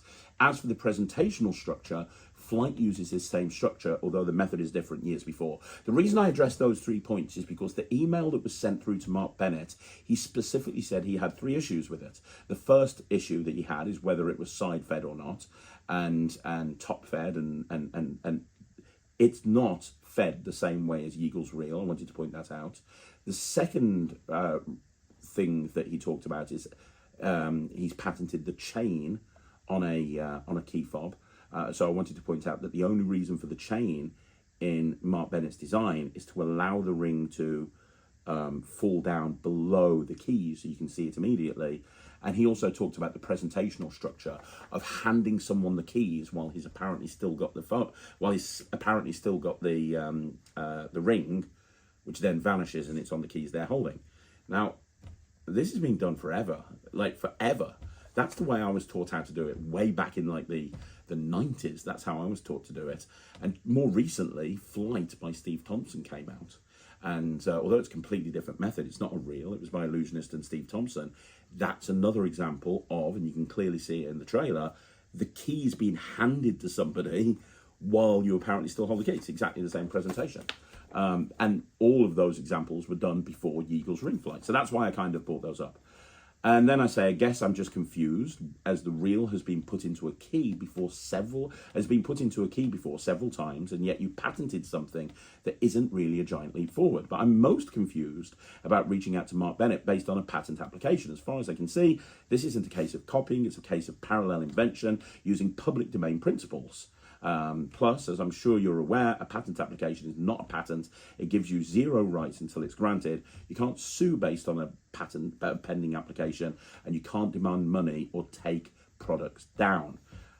Just so you know, that's the case. A patent application is just that. It's an application.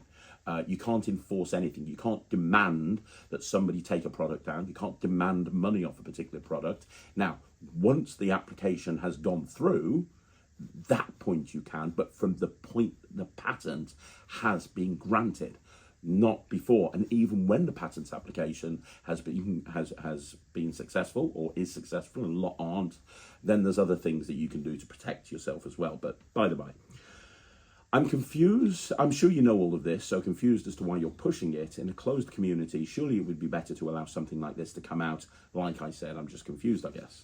Then Yigal came back and said, hey, Craig, thanks for digging in, but a couple of points that might clear this up. It's already been handled. And he put that in bold. He had 3 points. It's already been handled. Mark Bennett and I have been trading emails with Murphy's Magic for 2 weeks. Everyone recognises the overlap and we're working out an amicable path forward. No drama, no lawsuits, just professionals sorting out a similarity. Now, at this point, I had not told him that Mark Bennett was the one that made me aware of this situation. To be clear, it's not being handled. The timeline was very clear. He contacted Mark. They went back and forth. He told Mark what he wanted. Mark said no. He said, take it seriously. Mark decided to not speak to him anymore. He then got Murphy's involved. It wasn't Mark that went to Murphy's.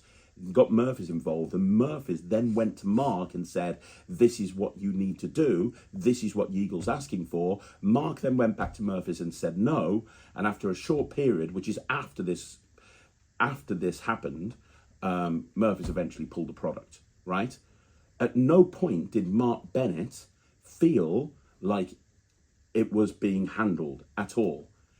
Handled from Mark Bennett's point of view would have been Yigal Mesika coming back when he actually had a patent that had actually gone through. And then he could have taken it more seriously. He doesn't think an AirFlight versus a ring flight, which are 2 completely different things, needs to even be defended in any way, shape or form. So saying everybody recognises the overlap is kind of not really true.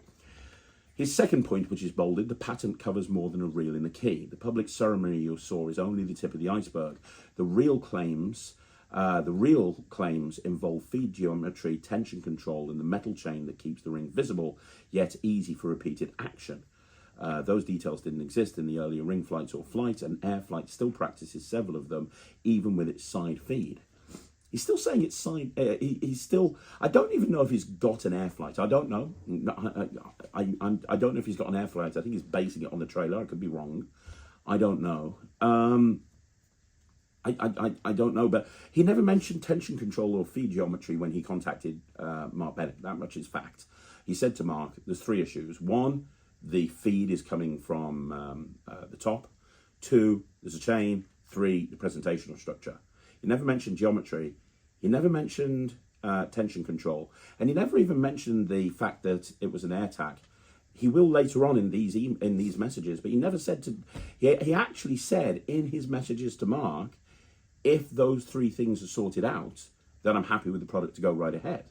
He never at any point referenced the AirTag thing. Anyway,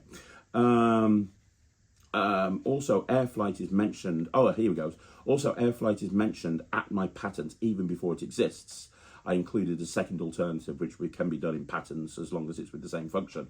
Paragraph 48, page 14, he said this can be put in something else like a tracker or an AirFlight. All of the designs, everything else, nothing mentioned an AirFlight at all.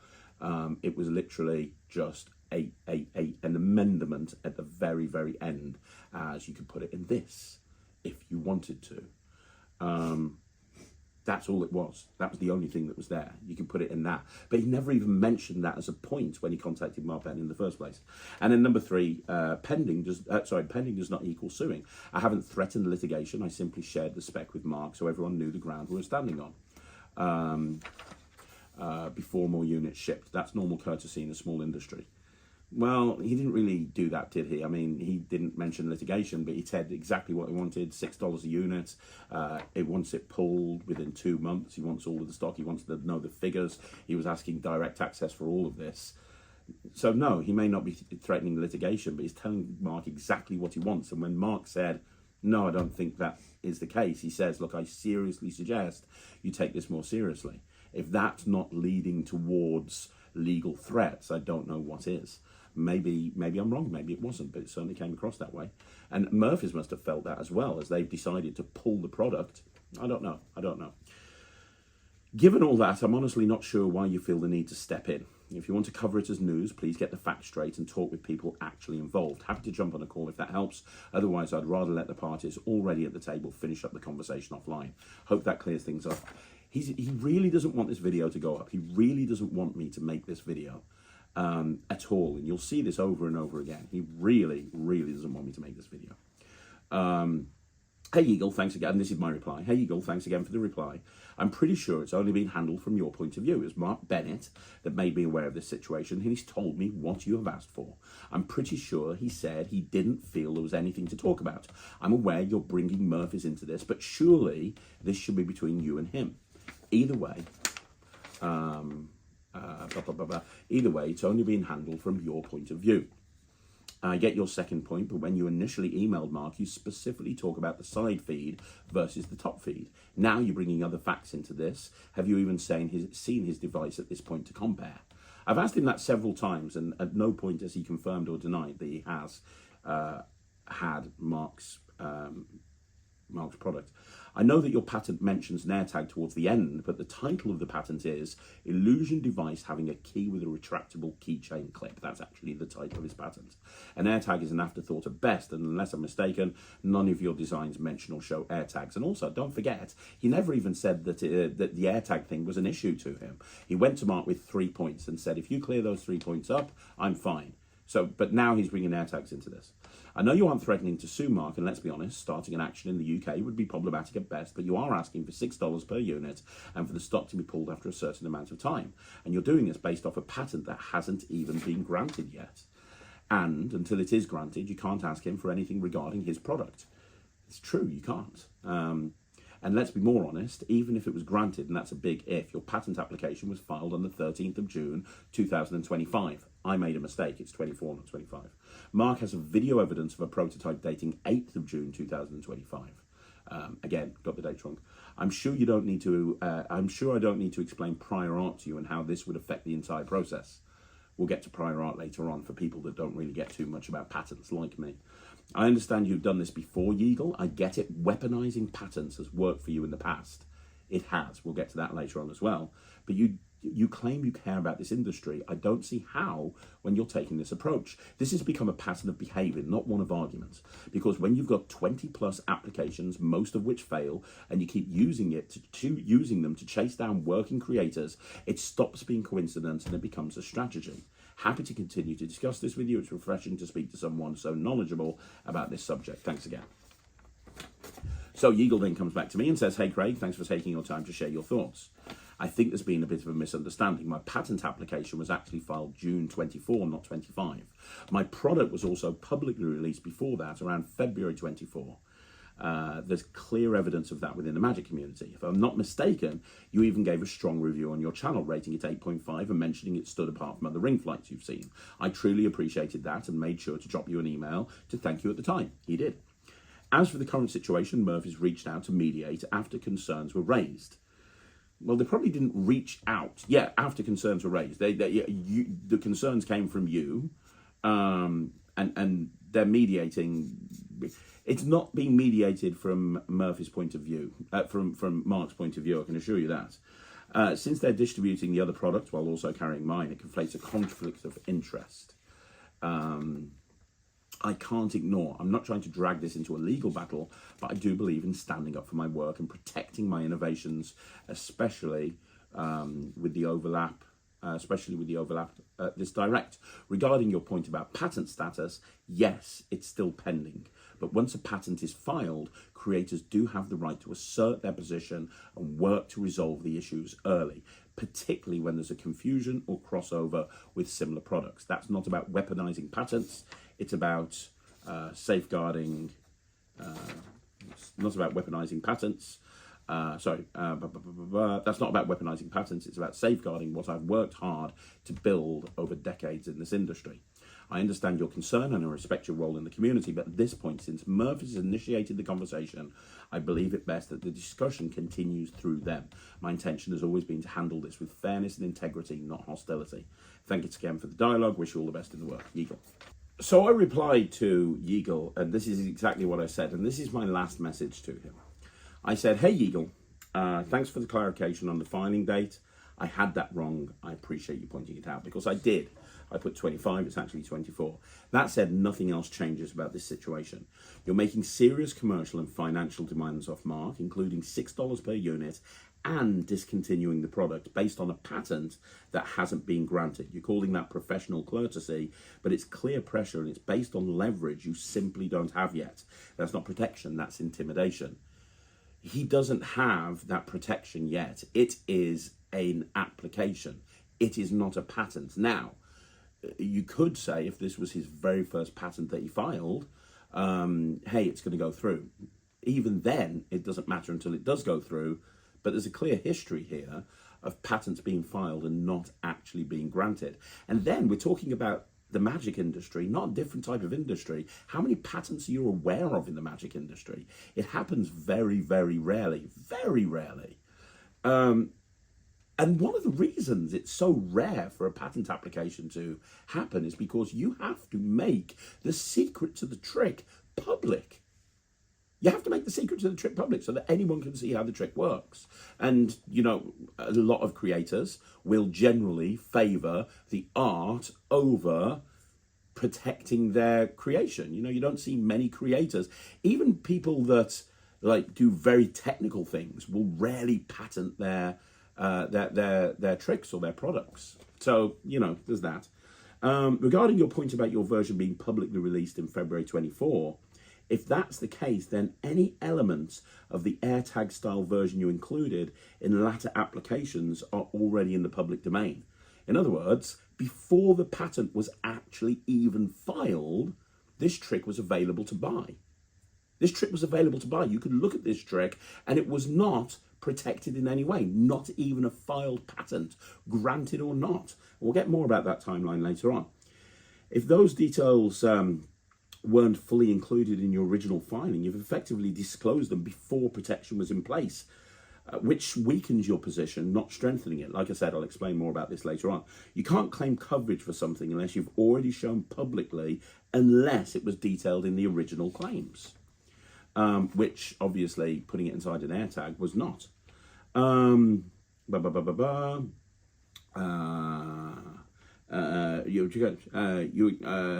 you acknowledge that or not, that's a major problem for your application. If it ever reaches the grant stage, until it does, the demands being made are completely unfounded. You also referenced my review, and you're right, I've praised your ring flight and always liked your work and respect your contributions to magic, but that doesn't mean that I won't stand up and be counted when I see something's off. Supporting good magic doesn't mean turning a blind eye to behavior that I believe hurts other creators, and this is where we get into the crux of it. I really do believe that what's happening here is going to hurt other creators. It's going to effectively stop people from creating. Where do we stop from here? We've effectively got into a position where nobody can really release a ring flight, even something as different as one that's been put into an AirTag, because there's a patent in place to stop that. Where do we go from here? It could get ridiculous. Somebody puts a new double lift together or a new flap card, and now nobody can create a flap card, or a different type of invisible thread that's used to create the flap that nobody can use anymore. You're welcome to send a public statement.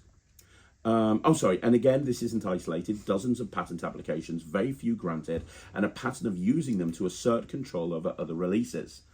You will see this. This happens. It doesn't read as protection, it reads as a strategy. You're welcome to send a public statement, and I'll include it unedited.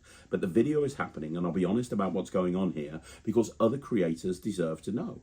Once again, truly appreciate the chance to talk to you about this. Craig. And then I got the final message from Yigal Mesika. And the final message very simply said, "Hi Craig, thanks for your message. I'm aware of what you're trying to do here, using a fabricated dispute to stir attention and drive traffic to your own platform. Let's call it what it is.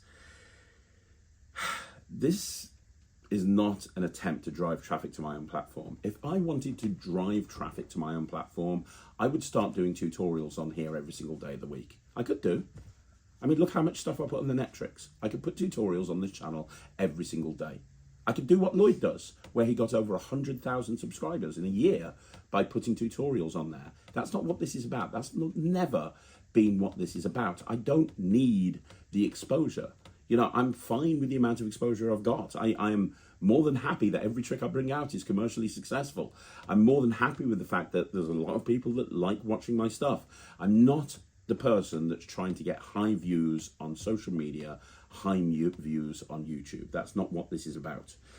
He then says, I'm presenting partial information as if it were fact.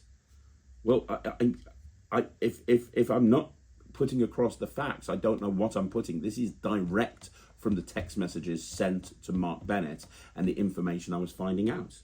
I'm misrepresenting the situation and making claims about patent law that are simply incorrect. I'm not a lawyer. I've done a lot of research onto this, but I'm not a lawyer by any stretch of the imagination. But where am I wrong? Do you have legally enforceable rights if it's not granted?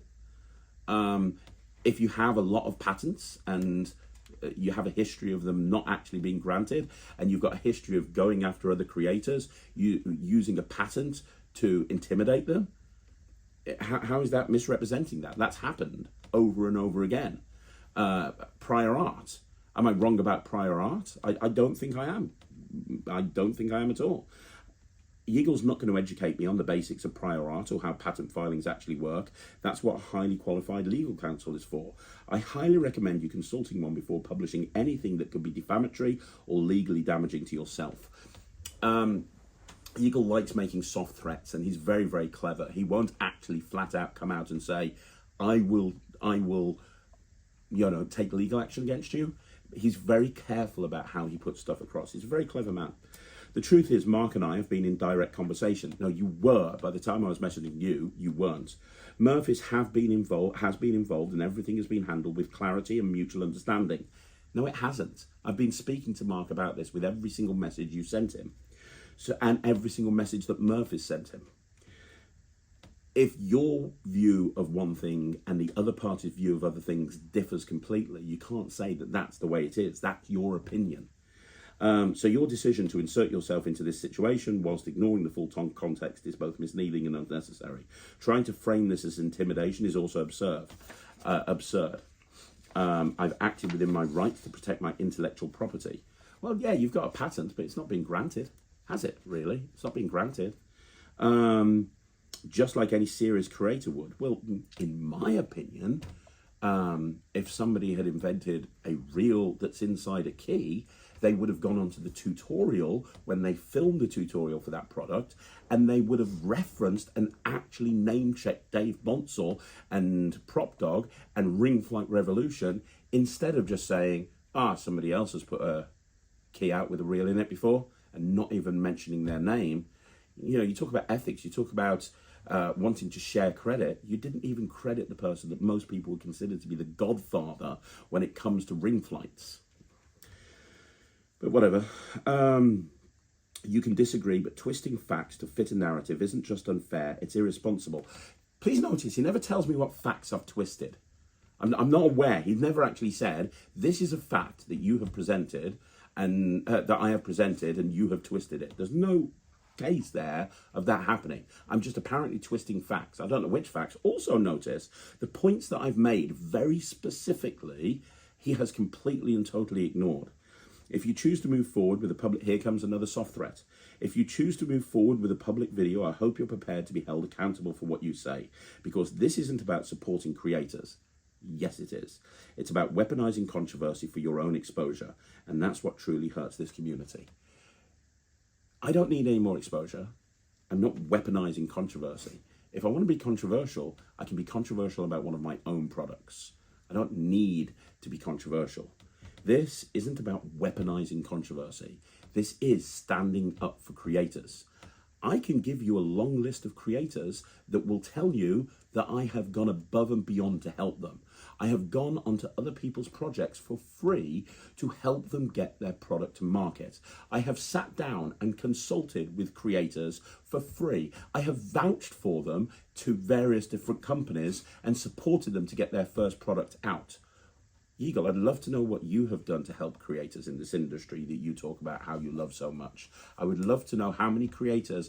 Please point me to some creators that you can tell me, and I will speak to them and we'll see how they think about you, because I've spoken to several creators and they don't have that opinion, you know? But apparently that's what truly hurts this community. That said, I'm not interested in continuing this conversation further. Yigal. So he's not interested in continuing the conversation further, which is absolutely fine. Not a problem at all. Sadly, have you ever seen me so organized? I made some notes on this. I tried to be polite right from the beginning. Notice that Mesika's replies increasingly shift towards vague legal warnings, deflection, and appeals to authority. There's various different inconsistencies in his arguments, and rather than just say he's twisting facts, I'm going to tell you, such as first focusing on feed design, then shifting to chain mechanics, then suggesting it's all been handled, then suggesting it's about an AirFlight, and then before, when he spoke to Mark, it was nothing about the AirFlight, even though he put it in his own patent application. It's kind of he shifts, he changes, in my opinion, I think he changes his approach depending on what has been said to him. Yeah, so that is where we're at. Now, what I want to speak about now is the timeline and why this whole thing kind of falls apart a bit. I have notes again. So I have notes. Let's look at the timeline. So first of all, I want you to remember this. I've got some of this stuff here. Let's go. Let's have a look at this. So the timeline, believe it or not, dates back to February the 10th, 2023. But we're going to start from June the 13th, 2024. June the 13th, 2024, Mesika finally files a US patent application for ring flight. So it's on the June the 13th, 2024 that Mesika files a US patent application for ring flight. Now, in his communication with Mark, in his communication before, he said that, I think it was with Mark Bennett, he said that he filed a couple of years ago and it typically takes 3 years to go through. He didn't file a year ago. When we were speaking to him about this, or when Mark was speaking to him about this, it was barely a year. Not 2 years. I mean, he does that quite a lot, but it wasn't 2 years, it was 1 year. It was the 13th of June, 2024. Now, let me explain. I'm not a legal expert by any stretch of the imagination, but I'm going to give you a bunch of facts now. So, on June the 8th, 2024, 5 days before the patent application came through, Mark Bennett has video evidence of a working AirFlight prototype. Mark started working on this months and months and months before that, but the first prototype that came through from Uday, from his workshop, on a video, is timestamped the 8th of June 2024. That video is timestamped and dated before Mesika's application. So even if he was completely infringing on Yigal Mesika's copyrighted ring flight, which again, let's be honest, he's not, in my opinion, but even if he was, he's got a video timestamped and dated 5 days before. Now, I'm not a legal expert. I'm going to have to keep saying that over and over again. I'm not a lawyer, but I've spoken to lawyers. I've spoken to various different people that are friends that are lawyers. And this qualifies as independent development and potentially prior art. Now, prior art only comes into practice once an application's been granted. So we might not even get to a point where prior art is needing to be an issue. But prior art basically says a patent will become redundant or unimportant if you can prove their prior art, basically. So, here's the thing. Yigal's ring flight officially came out, or officially got released in February 2024. The product is officially released for sale, goes through Murphy's, every magic dealer in the world has it. This starts the clock on the public domain status. Anyone can buy it, examine it, and be inspired by it. So it was officially released as a public domain entity with no legal protection at all in February, months before the patent was actually filed. It's really important. However, it goes back, the timeline goes back. The first reference I can see to Mesika's ring flight is on the 9th of August 2023. A Magic Cafe user posts a link to Mesika's product page for ring flight on his website. So he puts a link on the cafe on the August the 9th, 2023, posts a link to the product page saying it looks like it's been on Yigal's website for a while.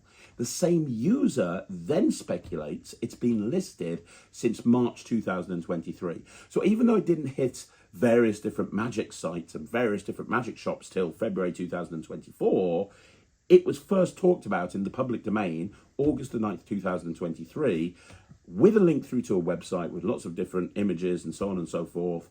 And we were told on the Magic Cafe it was listed March 2023. Either way, this showed the product was being marketed before summer 2023.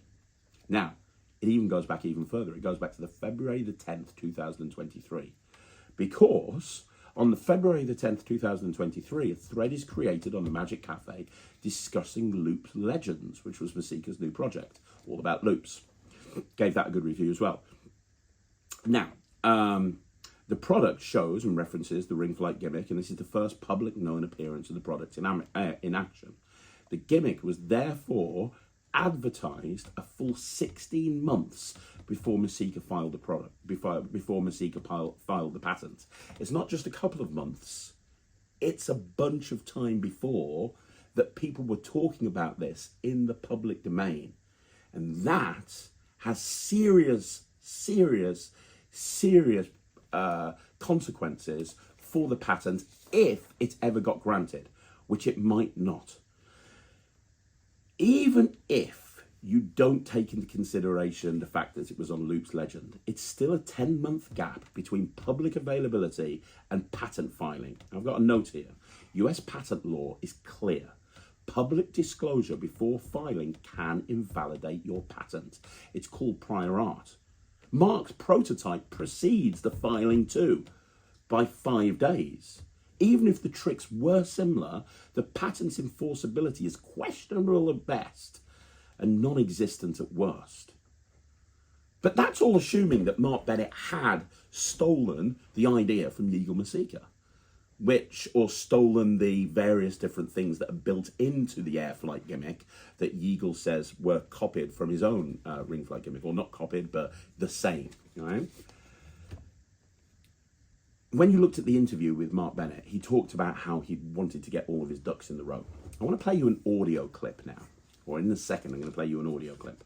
And it's an audio clip by Dave Bonsall. It's actually a statement from Dave Bonsall, who created the ring flight revolution. Now, Dave is widely known as the leading expert on ring flight. I've got notes.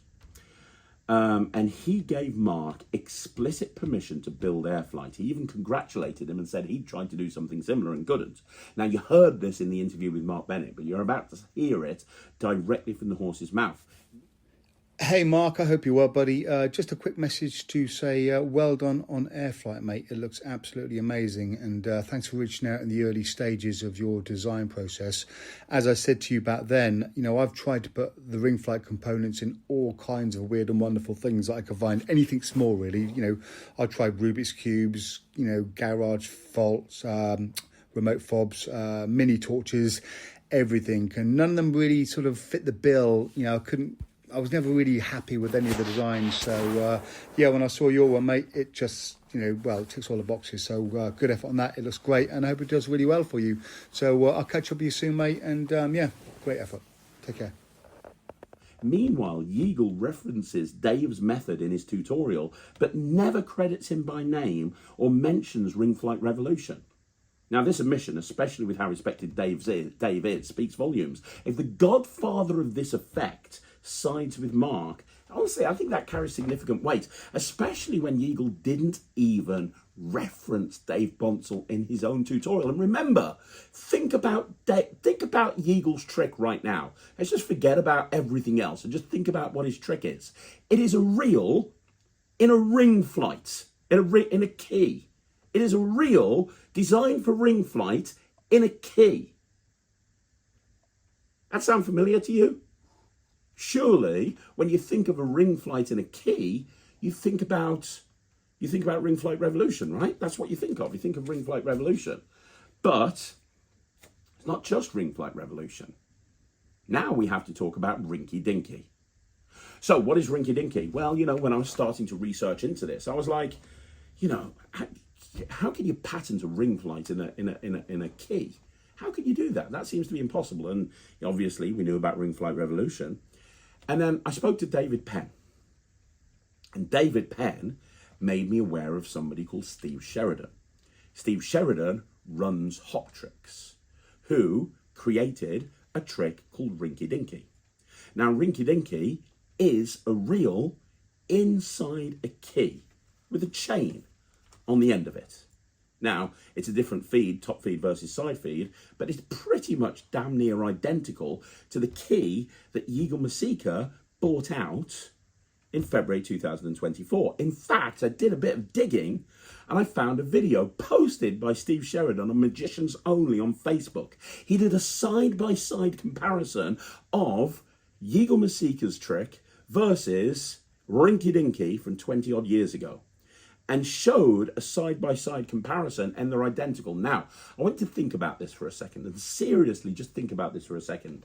If I sat you down and I showed you the video that you're about to see of Rinky Dinky versus Yigal's key, and then I showed you a comparison of Yigal's key versus AirFlight by Mark Bennett, which would you say is more of a cause for concern when it comes to the creator needing to stand up to their rights because blatant infringement of copyright theft has gone on? Which one would you say? Make your own mind up while you watch this video.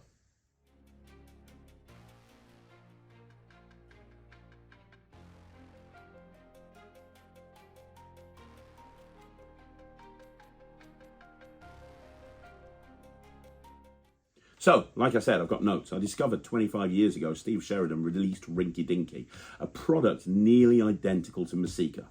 Now, you're about to hear an interview with Steve Sheraton. I thought I have to find out what Steve has to say about this. And I didn't know Steve Sheraton at all.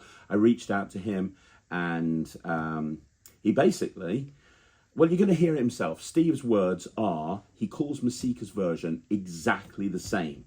He explained how the product works. He's going to explain how it was manufactured and how Mesika's patent application mirrors his invention. Now, Steve himself Steve describes this behavior as patent trolling, the act of filing patents on existing ideas to intimidate or control. Steve even says, here you go, I've got it here, more notes. Steve even says if you invent something, but you don't have the money to defend it, it might as well not exist. He also notes that he notified distributors back when Mesika released his version and was ignored. Now, the distributors he's talking about is Murphy's Magic.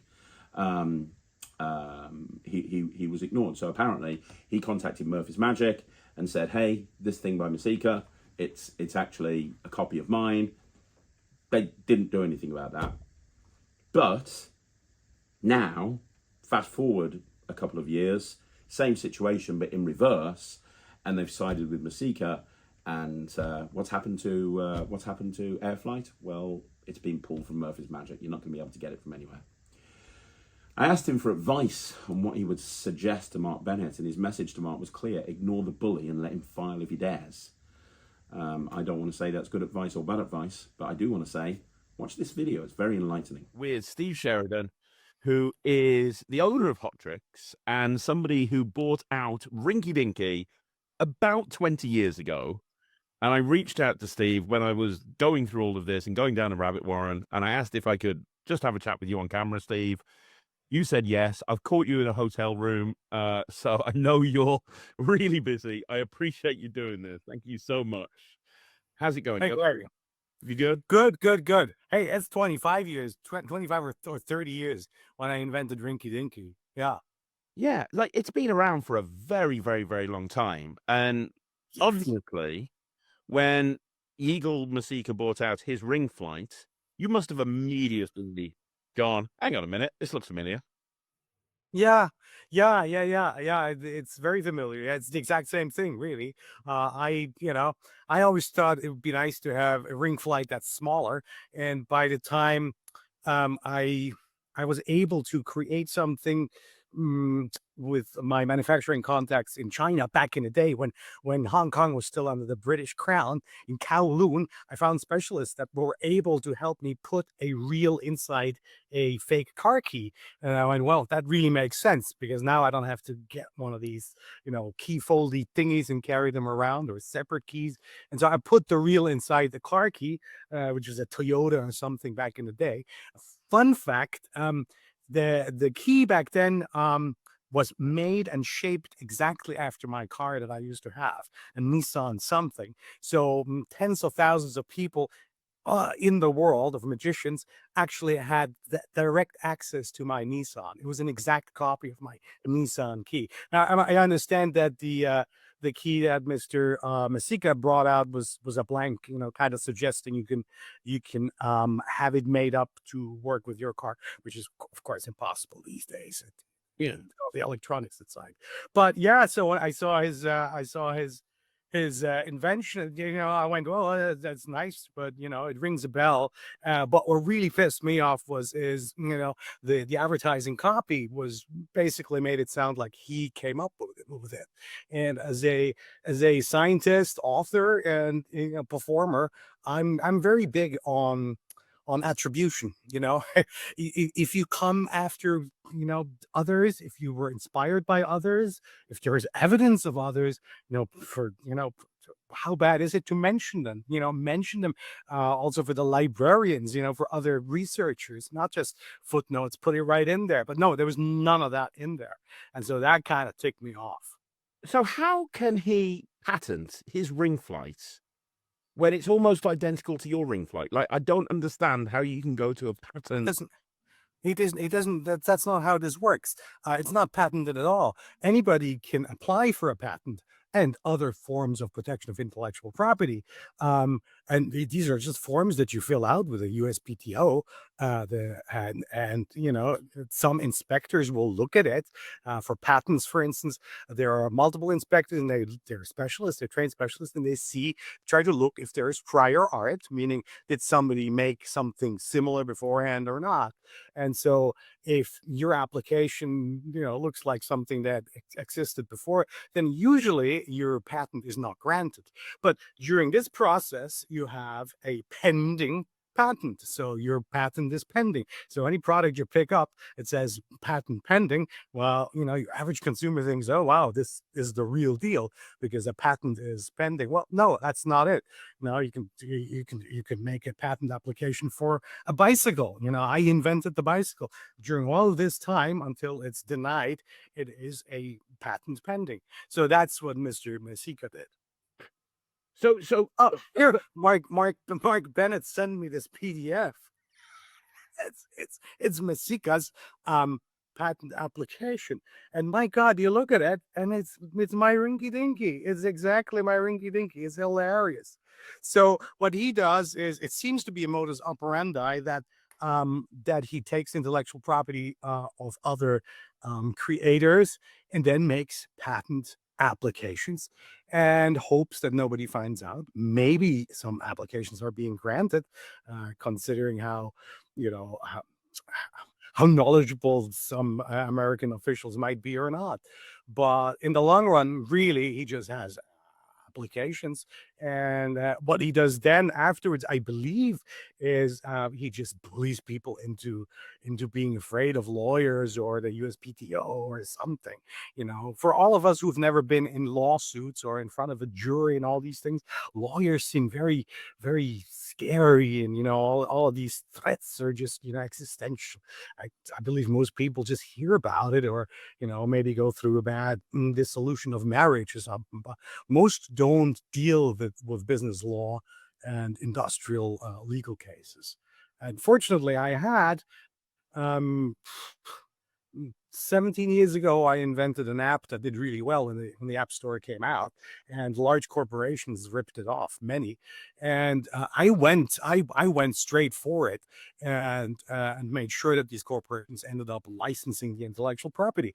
But that's where I found out that if you invent something, you're not protected, whether it's a patent or a copyright or any form of mark.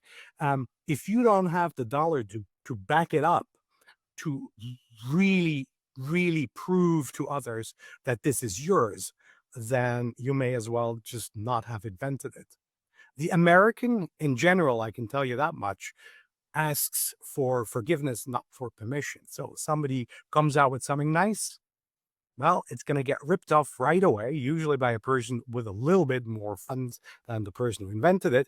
And then if you want to protect your intellectual property, then you need to have cash to defend it. So the law isn't really in the interest of the creator, which, as I may as well go on a tangent, which is kind of a travesty, considering that the concept of intellectual property protection is here to help inventors being able to reap the fruit of their invention. It protects them from people who steal stuff from them. So it provides an incentive for them to keep inventing, to make things better, make the world better, keep coming up with inventions. That's why intellectual property laws are here, to protect, not to steal, not to do things like, from what I see, Mr. Mesika does. There's a word for that. It's called patent troll. These are people who fake intellectual property by stealing it, they're claiming it theirs, or they purchase it for cheap somewhere from people who need money, and then they go after any possible entity that might have something to do with the knowledge that's inside that patent. And I think some of these things he's doing, he's obviously seen how these things work, and he's coming and trying to bring this kind of lack of ethics into the magic community.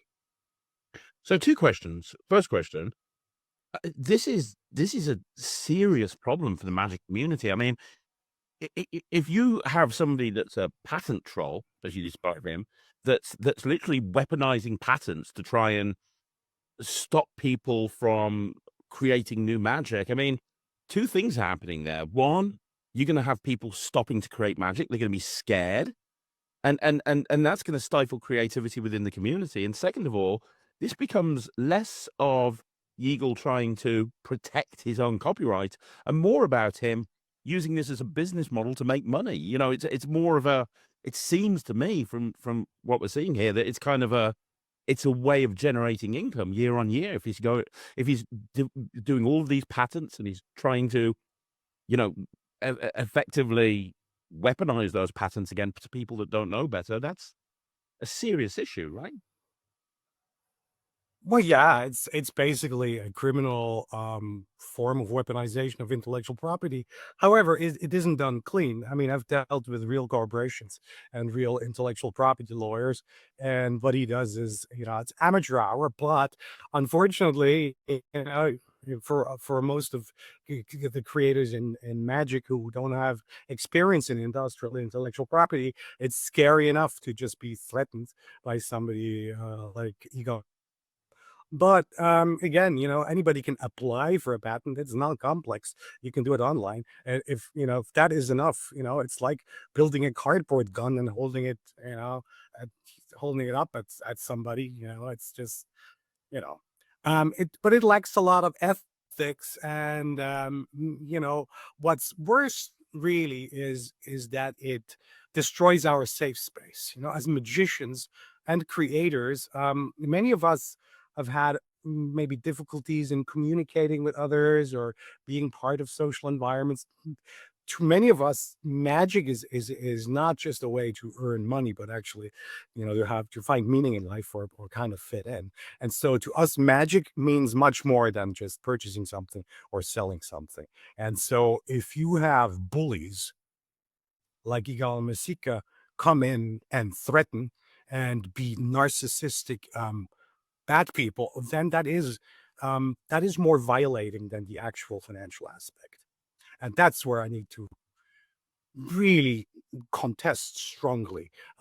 There is no space for bullies anywhere in the world.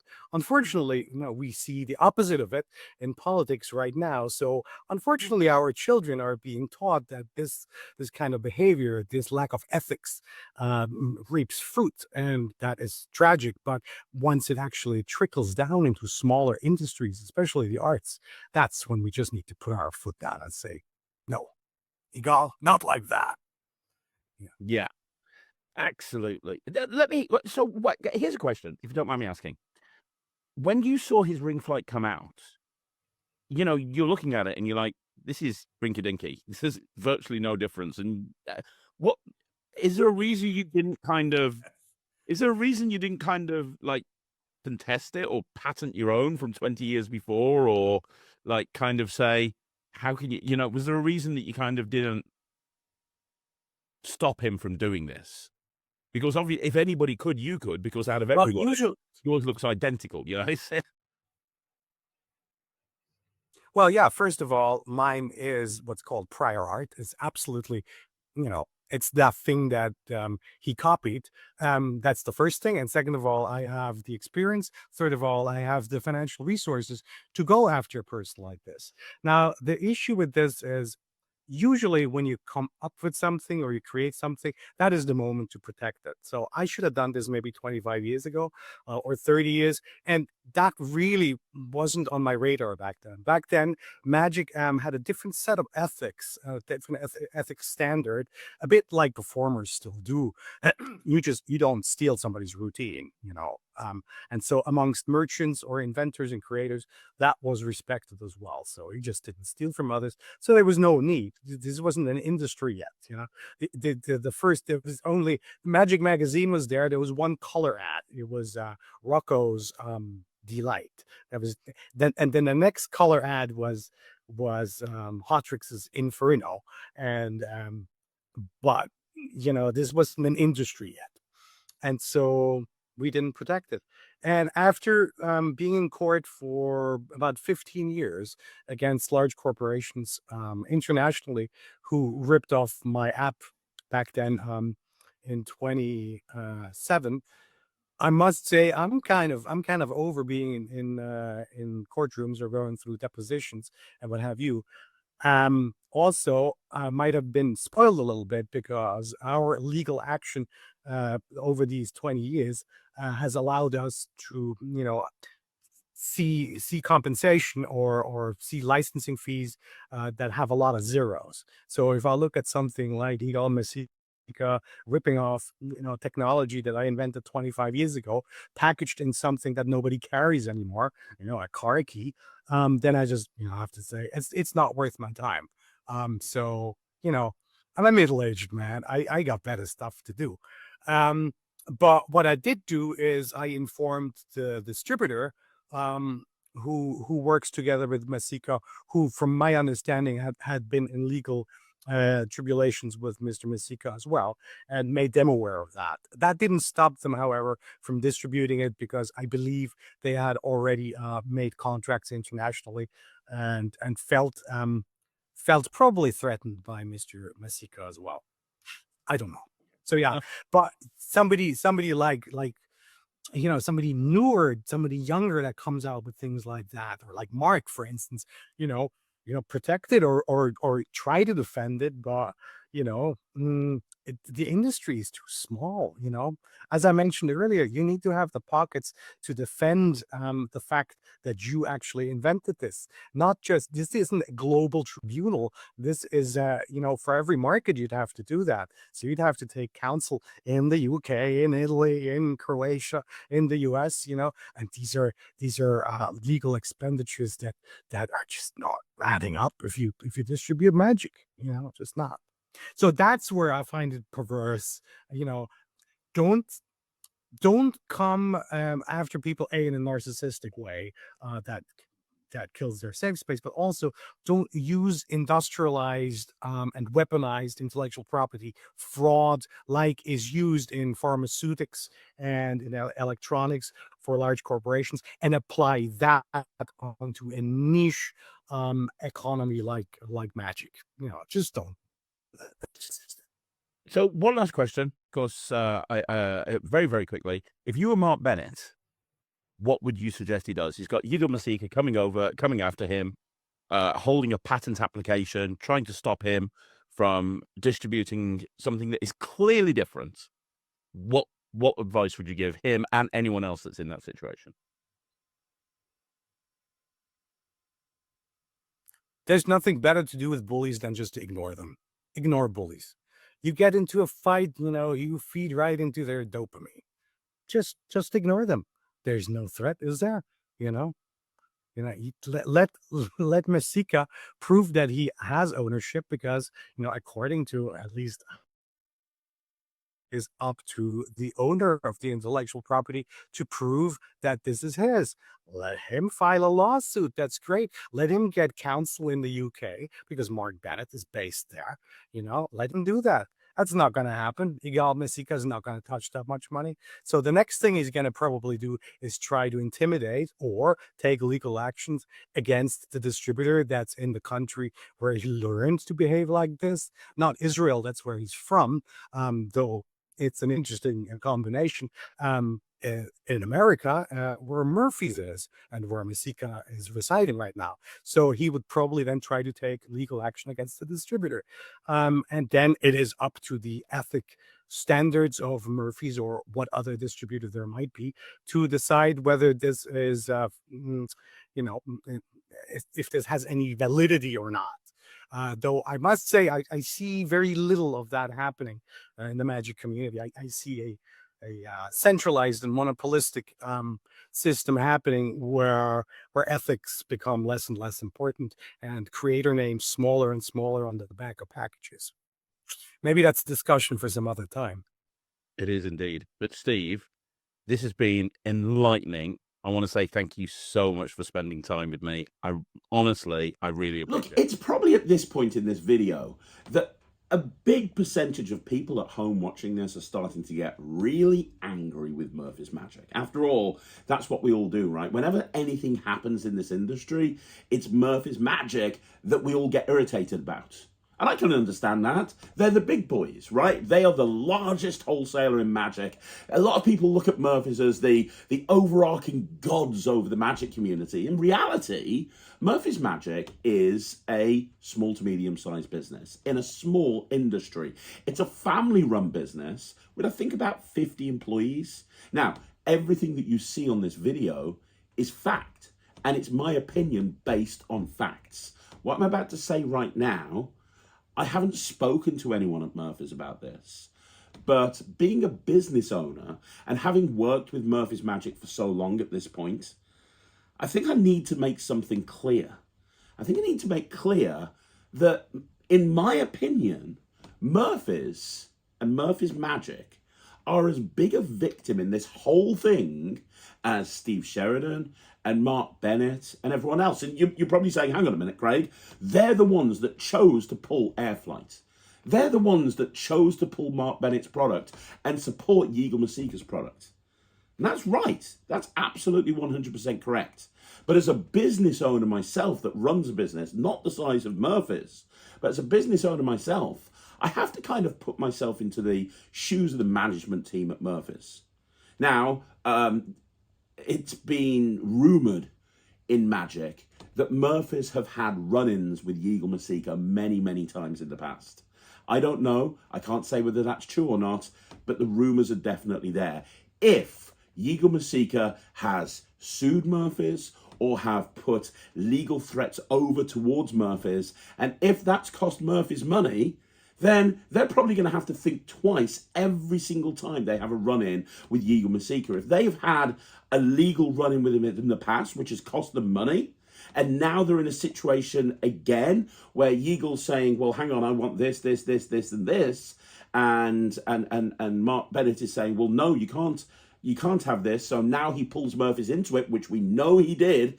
According to Mark Bennett, he pulled Murphy's into it.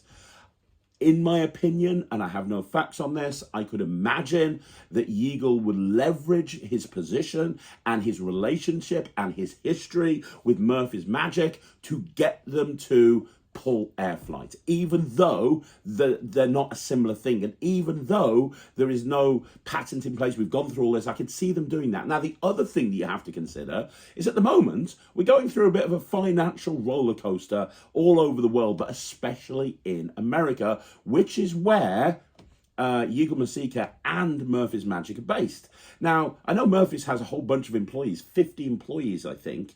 What they don't want to do is start making redundancies. You know, Murphy's Magic, the team at Murphy's Magic, the management team at Murphy's Magic, they have mouths they have to feed. They don't want to be getting rid of staff. Right? So what you do as a business owner is you make sure that the business that you operate is financially viable. You make sure that there's enough profit there to pay all your expenses, including your staff wages, right?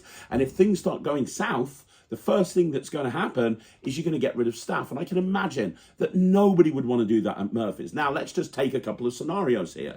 Let's just say, for example, that Yigal says, well, if you don't pull AirFlight, then I'm going to, I'm going to take legal action against you. Well, there's a very good chance, because it's in America, what would happen, Murphy's would settle. That's going to cost them a whole bunch of money. Or, let's take a more extreme example. What would happen if Yigal Mesika turned around to Murphy's and said, well, if you do not pull AirFlight, because at the end of the day, Murphy's got between Mark Bennett and Yigal Mesika. They tried to mediate. They couldn't see each other's side at all. So what happens if Yigal Mesika says, well, if you don't pull AirFlight, I'm going to take my entire product range away from Murphy's Magic? What would happen then? Well, I know Loops sells a ton. I know Tarantula sells a ton. Yigal Mesika's products sell. It's why he got to the position he did in this industry.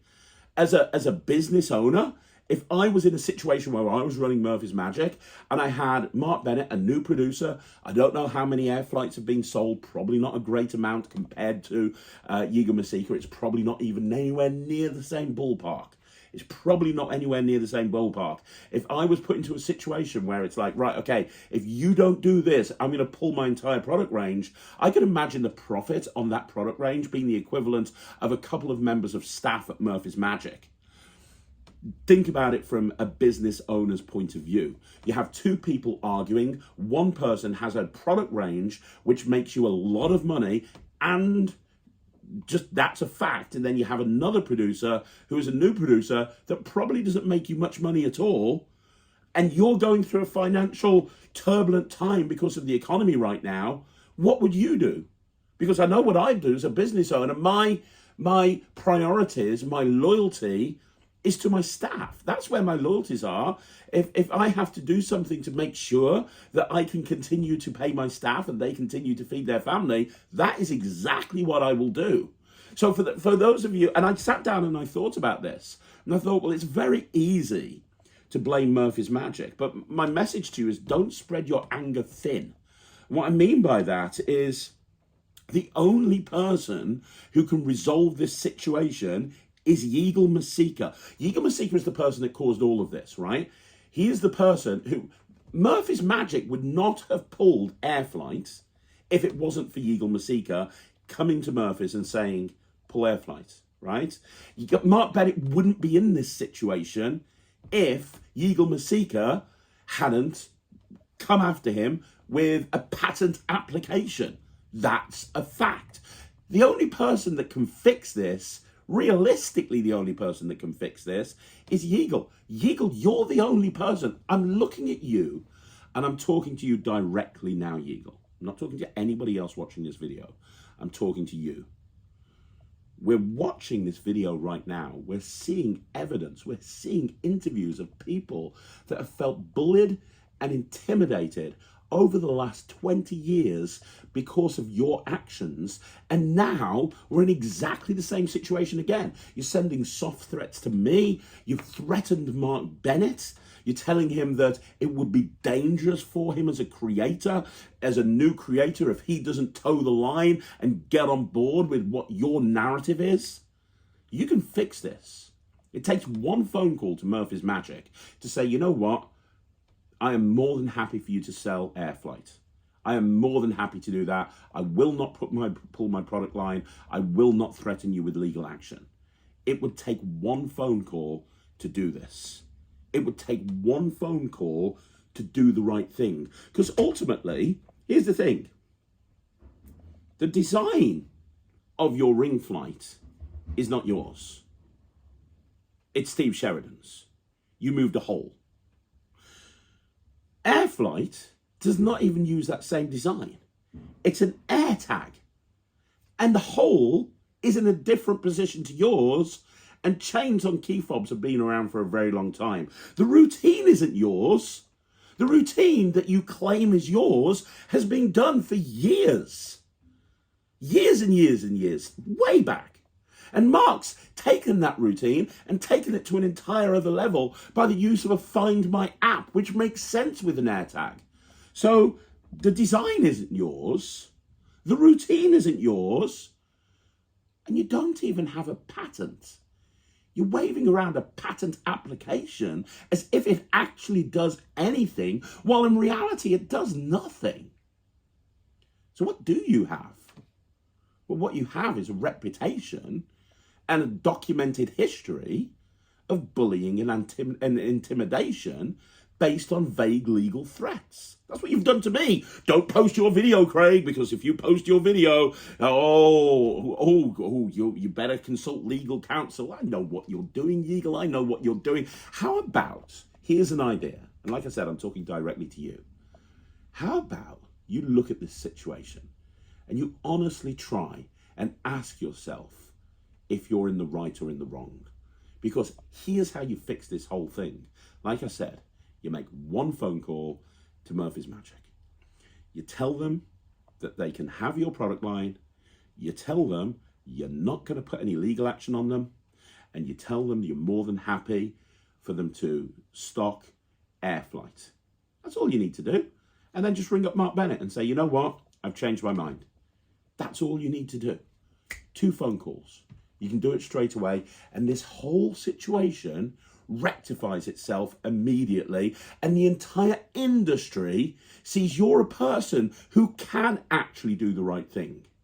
We see a person who has evolved beyond somebody calling themselves the devil when leaving messages on people's answer machines, and instead you've evolved into somebody who has learnt from this situation and somebody who is trying to do the right thing. The only person that can fix this is you. And the bad guy in this isn't Joao Miranda. It's not Tom Wright. It's not Mark Bennett. It's not Steve Sheraton. It's not me. It's not anybody in this industry that stands up to you. And it's definitely not Murphy's Magic. And I want everybody that's watching this video, do not blame Murphy's Magic. This is not about Murphy's Magic. This is about you. This is about you and fixing something that you have created. Only you can do this, Yigal. No one else. You and you alone. But you know what? It's not the first time that this has happened. It's not the first time that he's done this. And that's me talking factually, because you're about to hear from Joao Miranda. I spoke to Joao Miranda and I had a very good chat with him, and I got a full statement from him. And if I had to describe this statement in one word, it's devastating. I'm going to put the statement on the screen in a second.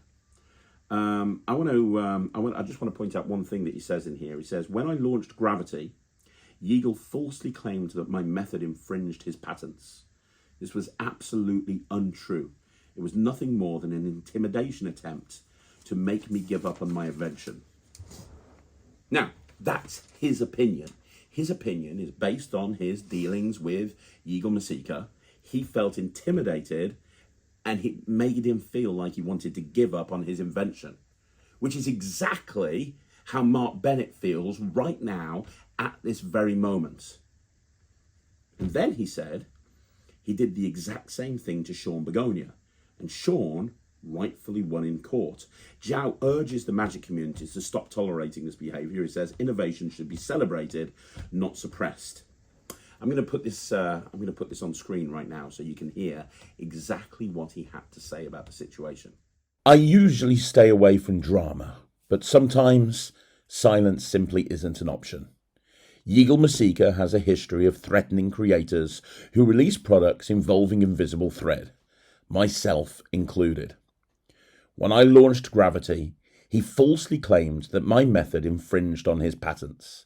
This is absolutely untrue. Anyone who owns both Gravity and SpiderPen knows the methods, terminology, and approach are completely different in every single way.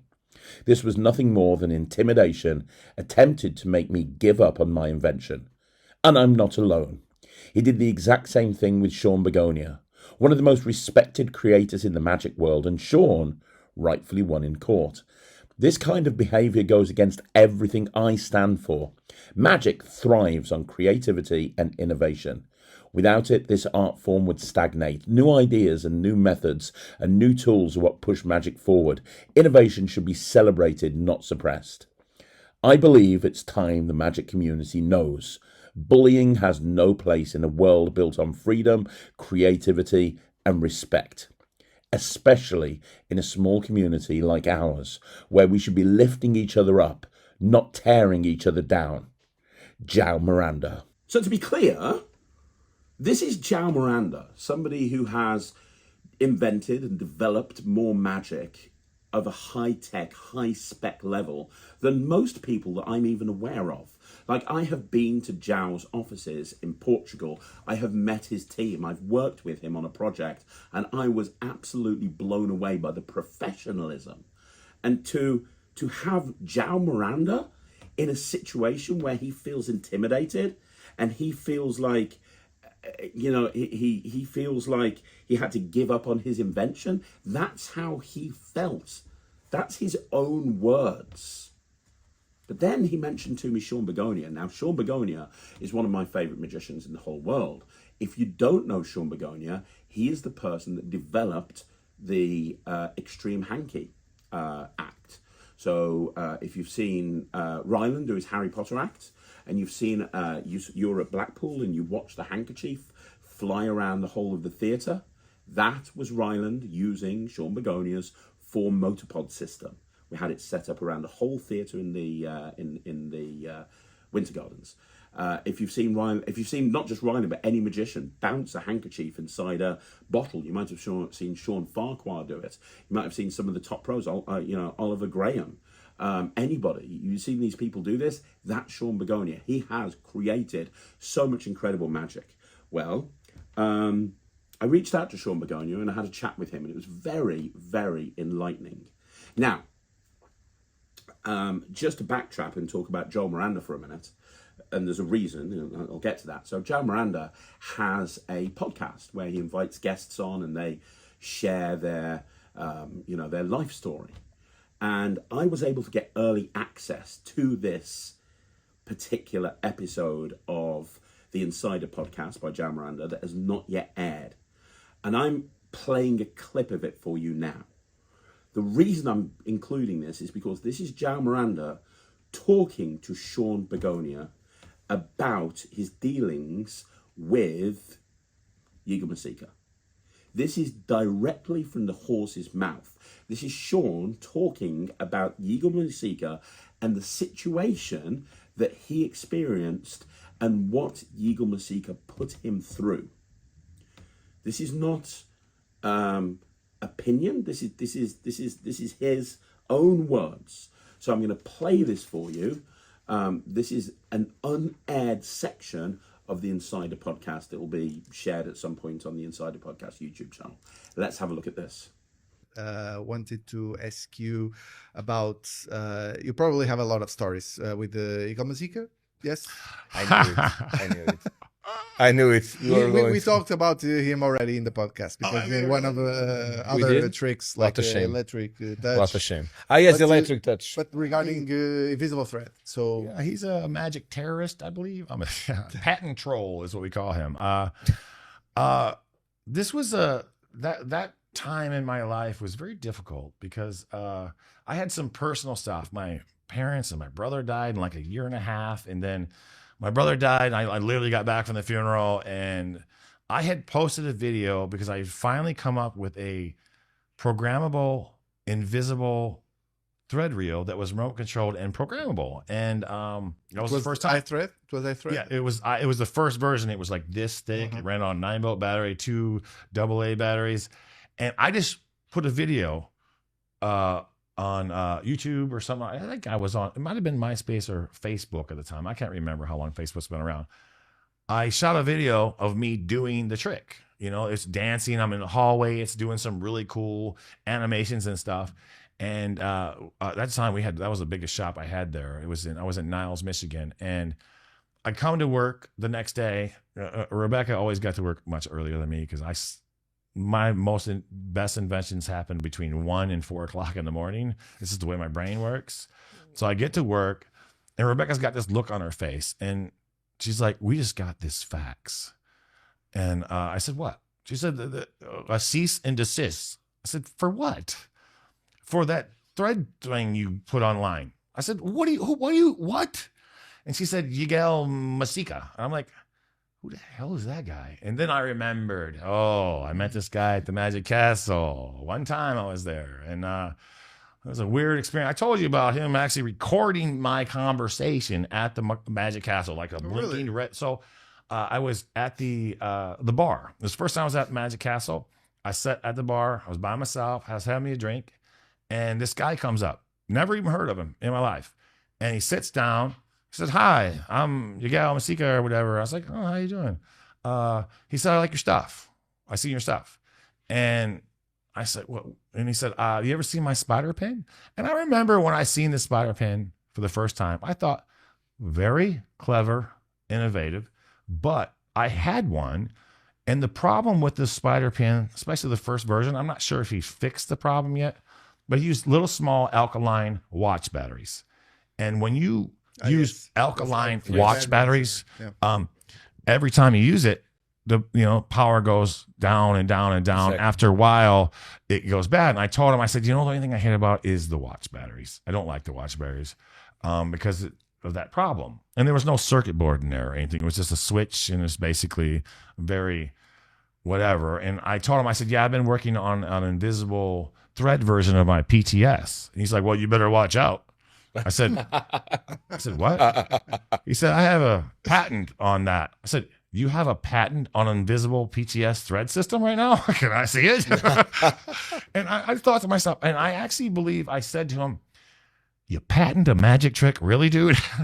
So then I got this cease and desist fax, which obviously he sends. There's no lawyers sending that. This is him sending that stuff. And I was like thinking in my mind, how are you calling out a patent infringement from just a performance? You didn't see my actual device or anything that I have. Mm-hmm. And then he, in his cease and desist, says that he owns the rights to a bouncing and animated piece of paper. Number one, I think the first person I ever seen do that was Kevin James. Yeah. Okay, which is ridiculous for him to say that. And he owns the rights to a miniature spooling device. Let me tell you how many times I don't want to hear that word again. Miniature spooling device. Are you kidding me? And so he's like, you can look on YouTube and you could hear the message I got when I just wouldn't even answer him because it's bullcrap. File a suit then, whatever you got to do, because he's threatening that. And he sends me an actual message on my answer machine at the time. He's like, this is Yigal Mesika.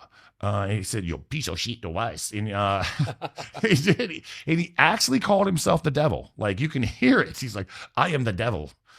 Oh, Jesus. What the hell is going on right now? And I just kept ignoring it. We are talking about magic tricks, right? Yes. Well, yeah. Magic tricks. Exactly. So I just ignored it. And then I got served. And I'm like, are you kidding me? And I had to fight it because I was well respected in magic, and I really respect other people's inventions and things of that nature. I'm not going to just take stuff. And I just said, all right, I'm just going to do this. And at the time, money wasn't doing so good. Things weren't going so great. And it costed me $30,000 to prove that I did not steal from him. And it's a lot. It costed him a hell of a lot more money. And I did help the magic community by going, when I say hi, me and my business partner, Rebecca, because she had to do a lot of paperwork. It was really messing with our relationship and everything because it was just so intense, so much money. Here I'm doing mediation in California because he filed the suit in California. The lawyer I found, his name was Arthur Every, and I was so lucky to find this guy, or I would have spent a heck of a lot more money. He loved magic, and he decided to take the case. Okay. And I actually met him in Colon, Michigan. He was with my friend AJ Olson, a good friend of mine, and he invited me. He said, "Hey, come up," because he just came to Colon. It wasn't a convention or nothing. I came there, and I just happened to have my papers in the car. I drove to Colon, Michigan. I go to this restaurant, and here's Arthur Every, and I'm talking to my buddy about this dude just filed a lawsuit. I'm just like, what the hell? And the guy's like, what lawsuit? Mm-hmm. And I said, it's a patent infringement thing. He said, you know what? I'm a patent lawyer. I was like, what? And he's from California. This is where the suit was filed. Perfect. So if a suit is filed in California, all hearings must be in California. Yes. Yeah. So I could have said change of venue and made it go to me.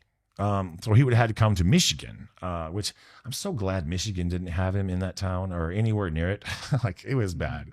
So I got this lawyer, and he was the best. He was totally on my side. He said, this is crazy. This doesn't make any sense. Actually, I had a lawyer in Michigan look at it first. He's like, I have looked all through this. I don't see an infringement of any kind. And this guy's he was a patent attorney for over 50 years. And then Arthur Every said the same thing. He said, it's BS. This is just stupid. And Arthur loved my stuff too. So he had bought a lot of my stuff. So he knew I was. So I got lucky. I got really lucky. Interesting. And he was awesome. And in the end, we did prove that we didn't do it. We didn't do any patent infringement. And then we had found out and discovered that Yigal's patent was bogus.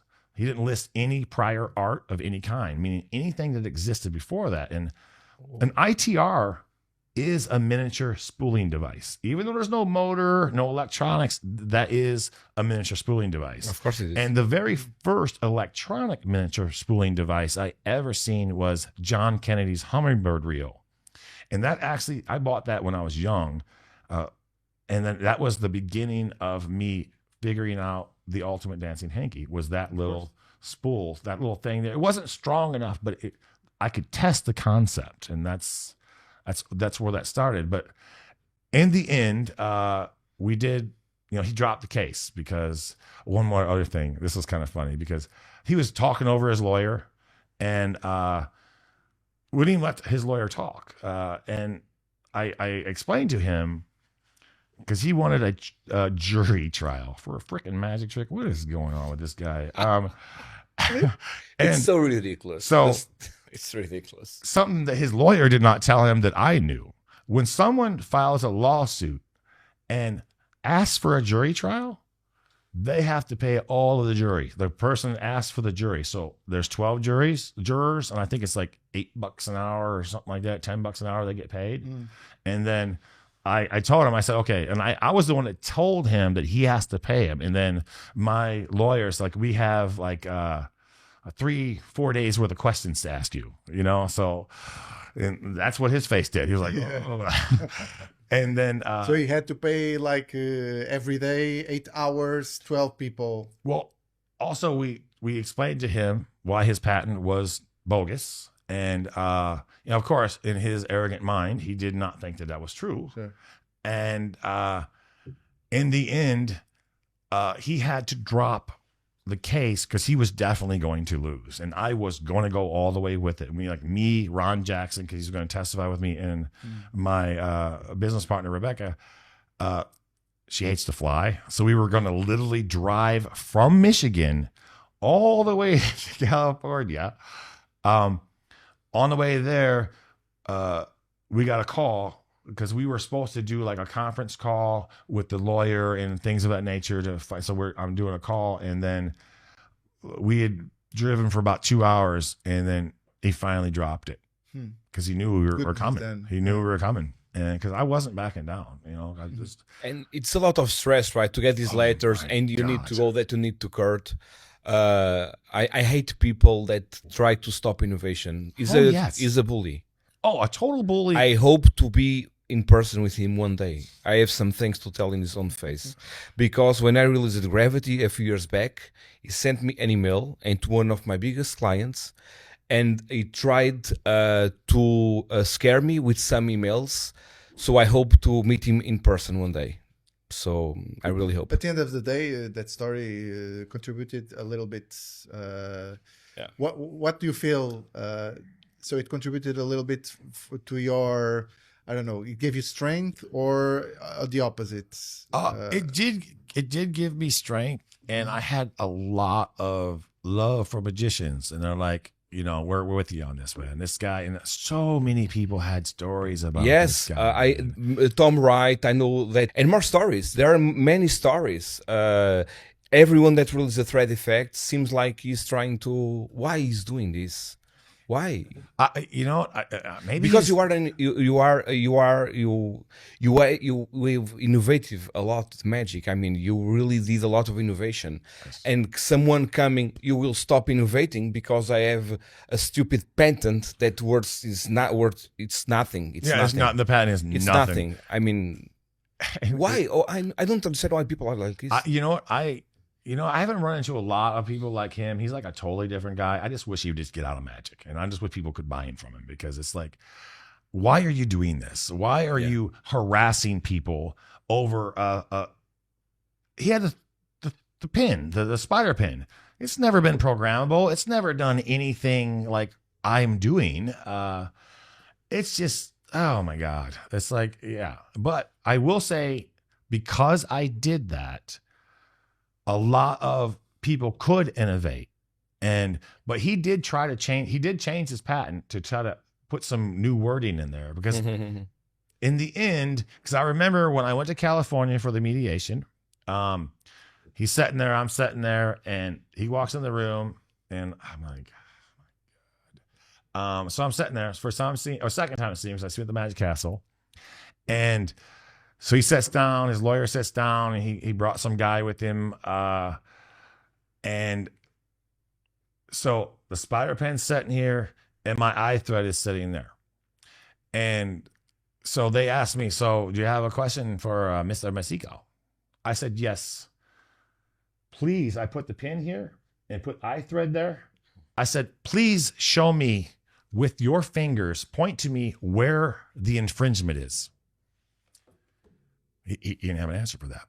He couldn't answer at all. He couldn't say anything because it was not the same. It was not. It's a pin, and this is whatever. A black box. Yes. And then he had grabbed the motor pod, and then the wire was no longer connected, He's like, look at this. The wire's on. I said, dude, you cut the wire. That's why it's broke. All right. They're like, you literally cut the wire. So this was the thing that when he first realized that it's not going to win, I know it happened right there. It all came down to the cap that goes over the spool.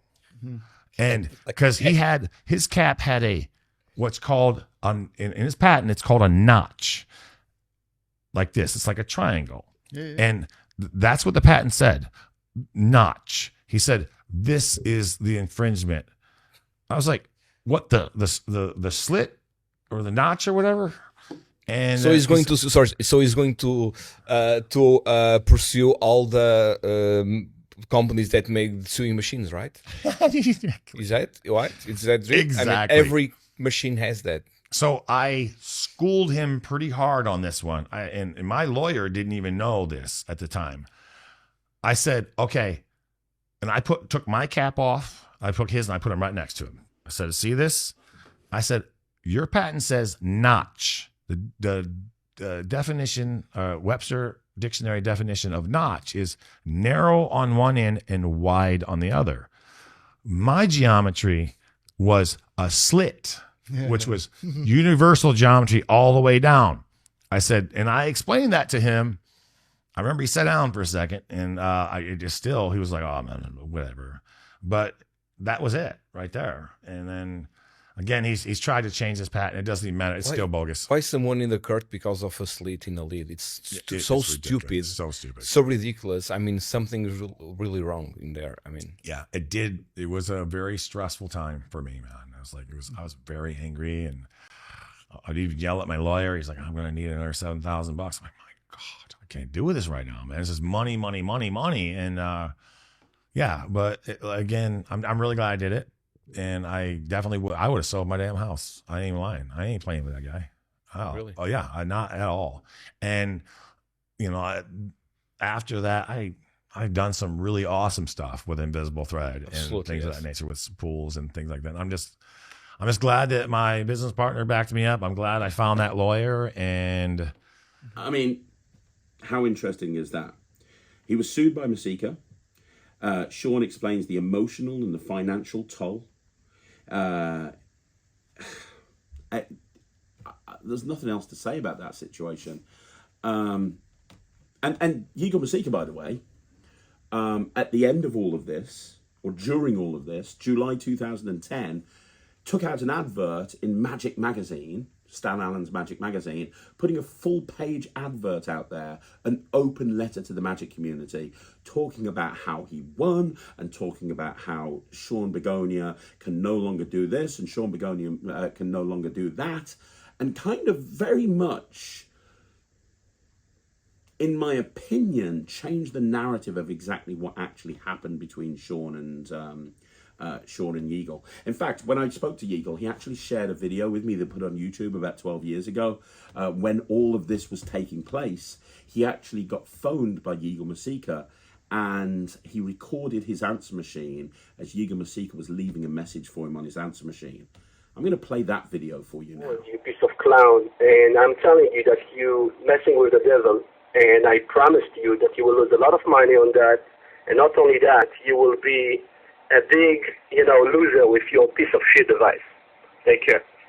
Again, I have to say in my opinion, but in my opinion, anybody who refers to themselves as the devil and takes that sort of approach when they're trying to come to terms with somebody about a legal situation, that's, I don't know, that's whatever. You make your own minds up. I'm just presenting facts.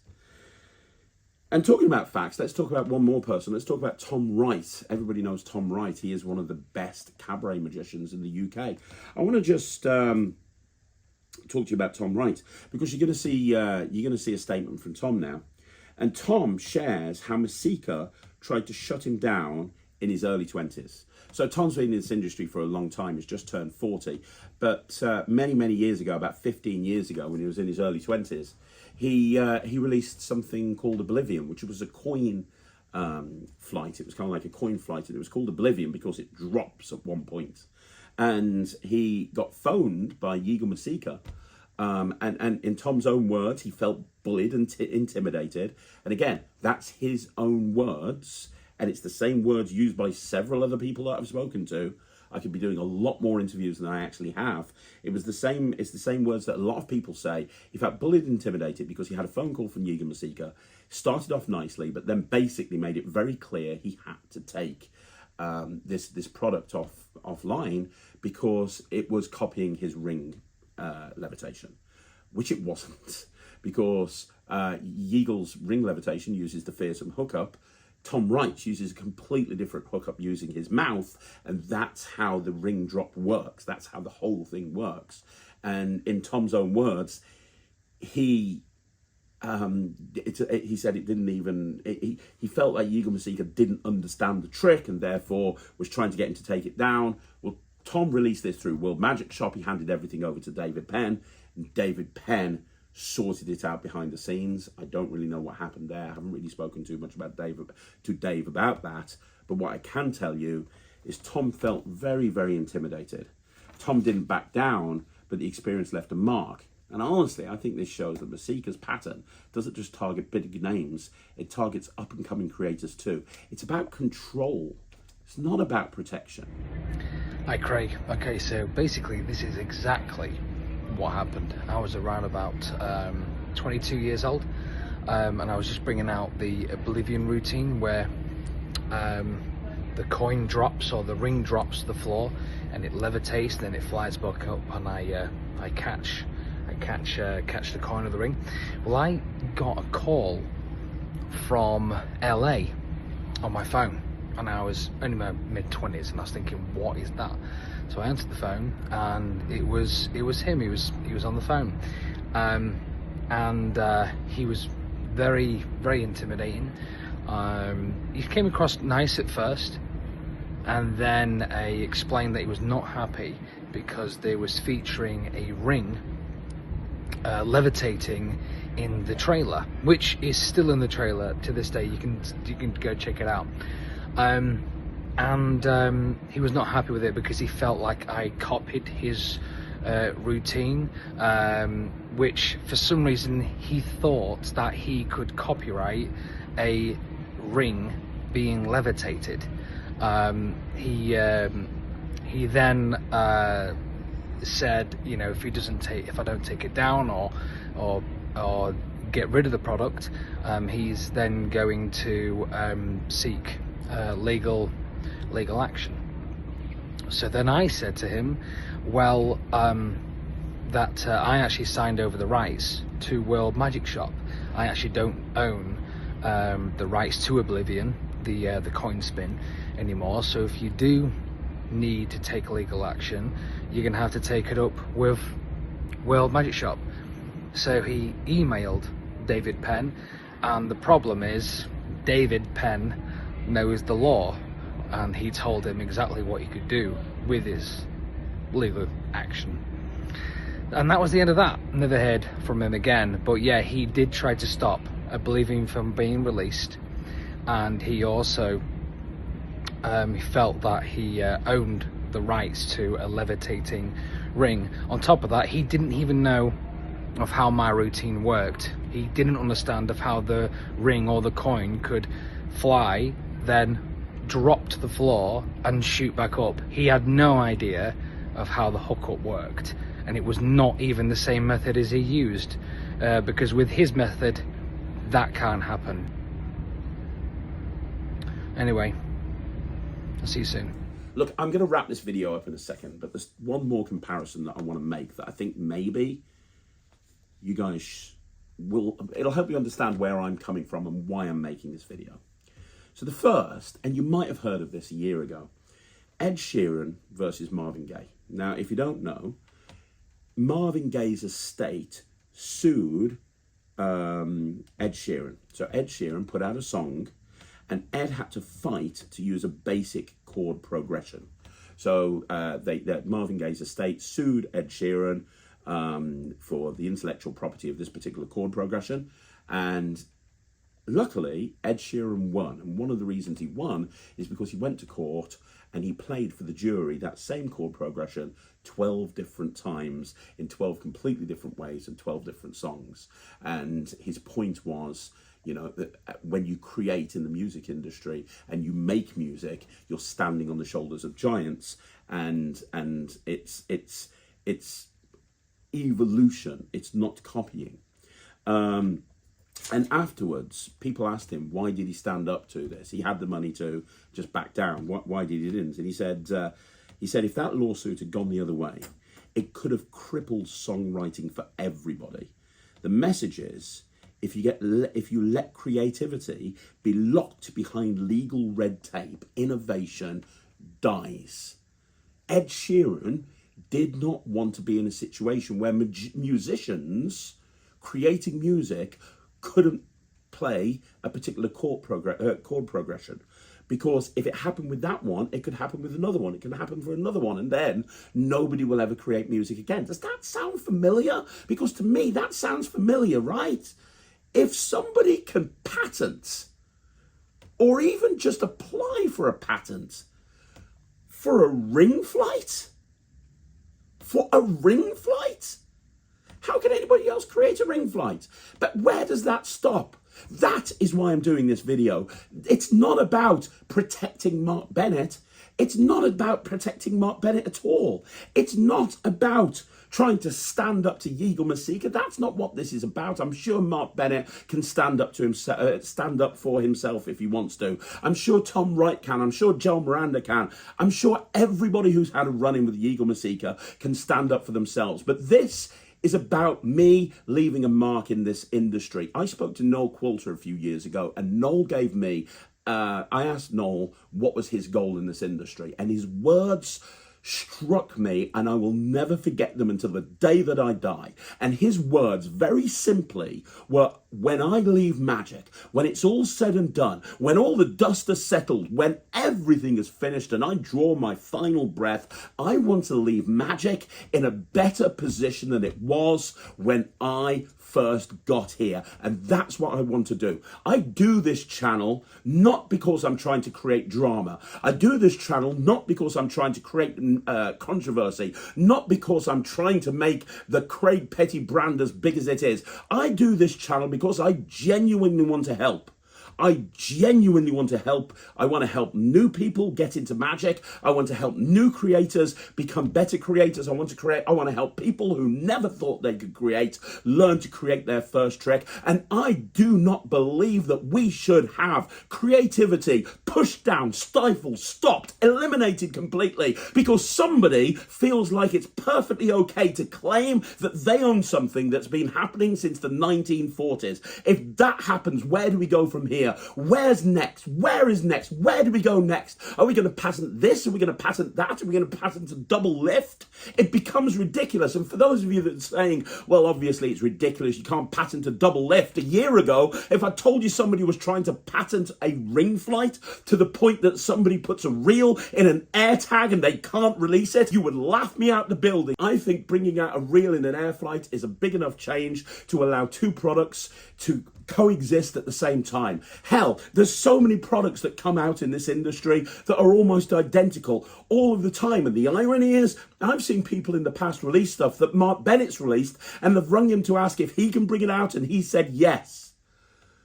There are a million different ways that this could have been handled. It could have been, oh, I don't like the chain on there, Mark. Take the chain off there and then you're happy to release it. You're happy to do it. It could have been a million different things. So many people come to me on a daily basis going, I've got a version of your trick. Can I bring it out? Yes, of course you can. Because that trick will inspire somebody, that will inspire someone else, that will inspire someone else, that will inspire someone else. And that will lead to innovation and creativity. And that's what this is all about. Because the very day that creativity dies in this industry, we have nothing left. And I will not from my dying breath allow this to stand if I can do anything about it, because honestly, I don't want to be the guy that looks back in 5 years' time and says, this whole industry is screwed and it's completely my fault, because I could have stood up and been the person to make a difference 5 years ago and I chose not to. I have sat here for a week deliberating whether I should bring this video out or not. I have sat here, I've consulted with lawyers, I've consulted with friends, and I have gone back and forth because I don't want to be sued. I don't want to get into a fight with Yigal Mesika. I've already had the soft threats. I've already had the intimidation. I don't want to have that happen to me. But I can't live with myself if this is allowed to stand and Mark Bennett is allowed to have his product pulled just because somebody holds an application for a patent that probably won't go through because he's got a pattern of doing this over and over again. It's absolutely ridiculous. I've got one more thing to leave with you. One more analogy. McDonald's. So McDonald's, you might not have heard of the McDonald's ice cream machine conspiracy. Basically, have you ever been into a McDonald's and you found that the machines don't work? You can't get an ice cream, you can't get a milkshake. There's a reason for that. The third-party company, Taylor, made all of the ice cream machines, and it's a legal thing that all the franchisees have to have the same machines. They have to. They have no choice. And they break all the time, and the only people that can fix them are Taylor. And there was another company that came up with a way of allowing the franchisees to fix the machines themselves. Taylor weren't happy about it. Turned out that 25% of Taylor's revenue came from repairs. Now it's an example, and they just wanted to, you know, it was literally part of their strategy. The machines breaking down and having to send someone out to fix them was part of their strategy. It was part of their income strategy as a business. It's an example of a company weaponizing broken systems to generate profit. And the same seems to be happening here, in my opinion. Filing patents not to protect ideas, but to bully creators and create revenue through pressure. That's what I think is going on here, in my opinion, based on speaking to so many people that feel bullied and intimidated. That's exactly what it feels like is happening here. That part of Yigal Mesika's income plan, part of his profit generation strategy is weaponizing patents. Why put so many patents out in an industry when patents never even really exist if it wasn't for weaponizing them? Oh, it's to protect my intellectual copyright. Well, really, there's other ways to protect. The industry is self-policed for all these years. I left the industry for 15 years because of making a mistake with Red. I got called out within 0.2 seconds and I felt so bad I had to leave the industry for almost 15 years. And I'm not the only person that's happened to. It's happened over and over again. If you really care about protecting your ideas, let the industry self-police. But that's not what this is about. This isn't about protecting intellectual property, in my opinion. This is about weaponizing patents as a way to generate income by bullying and intimidating people and making them too scared of legal pressures to be able to do anything about it. That's in my opinion. Look, I'm wrapping this up. I'm going to wrap this up. I'm going to tell you right now, it's not about Mark. It's not about Steve. It's not about Joao. It's not about Sean. It's about all of us, and it's about what community we want to be. Do we want to live in fear of takedown notices and legal letters, or do we want to support innovation, creativity, and risk-taking? The very thing that keeps magic alive. I did not want to make this video, to be absolutely clear. I didn't want to make this video. I felt I had to because someone has to stand up and say enough is enough. Is that okay? Is it okay for someone to ring up somebody else and start calling themselves the devil on the phone? Is it okay to ring up somebody out the blue and demand $6 a unit on a trick that is completely and totally different? And it's another reel that's been around from years and years and years ago. Is that okay? Is that all right? Is that what we live with now? Is that fine in this industry? Because frankly, I don't think it is. And if that's okay, if the industry, if the community, if everybody thinks that's okay, I got nothing else to say. So it's over to you as a community now. It's over to you and it's over to Yigal. Yigal, I made the video. I questioned whether I should or not. I have. Now I suppose you make your move. I'm sorry I've had to do this. I'm sorry I've had to make this video, but I feel that this is the only way. I feel this is the only way. I really do. You know what I'd love to see? I want everybody in the community to support Mark and buy an AirFlight. Whether that happens or not, I don't know. All I know is this started with me standing up for a friend, and it's finished with me really hoping, Jesus Christ, I really hope that this slippery slope doesn't continue. Because as far as I can see at this point, Yigal's won. Let's see what happens when somebody else brings out a reel. Let's see what happens when somebody else brings out a ring flight. Whether it's side fed, top thread, or back thread. And then what's next? What's next? I don't know. But I don't like where this industry is going. And I, for one, I'm not going to let it happen. By the way, before I finish, I just want to reiterate a point that I made earlier on in this video. Yigal, you have nothing. The design of your ring flight is not yours. And even if it was, Mark Bennett's is an evolution and a step forward. The routine is not yours. It's been done for years.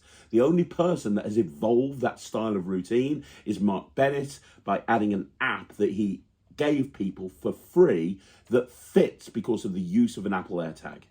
And you do not have a patent. You have an application for a patent. You have nothing. You have nothing at all.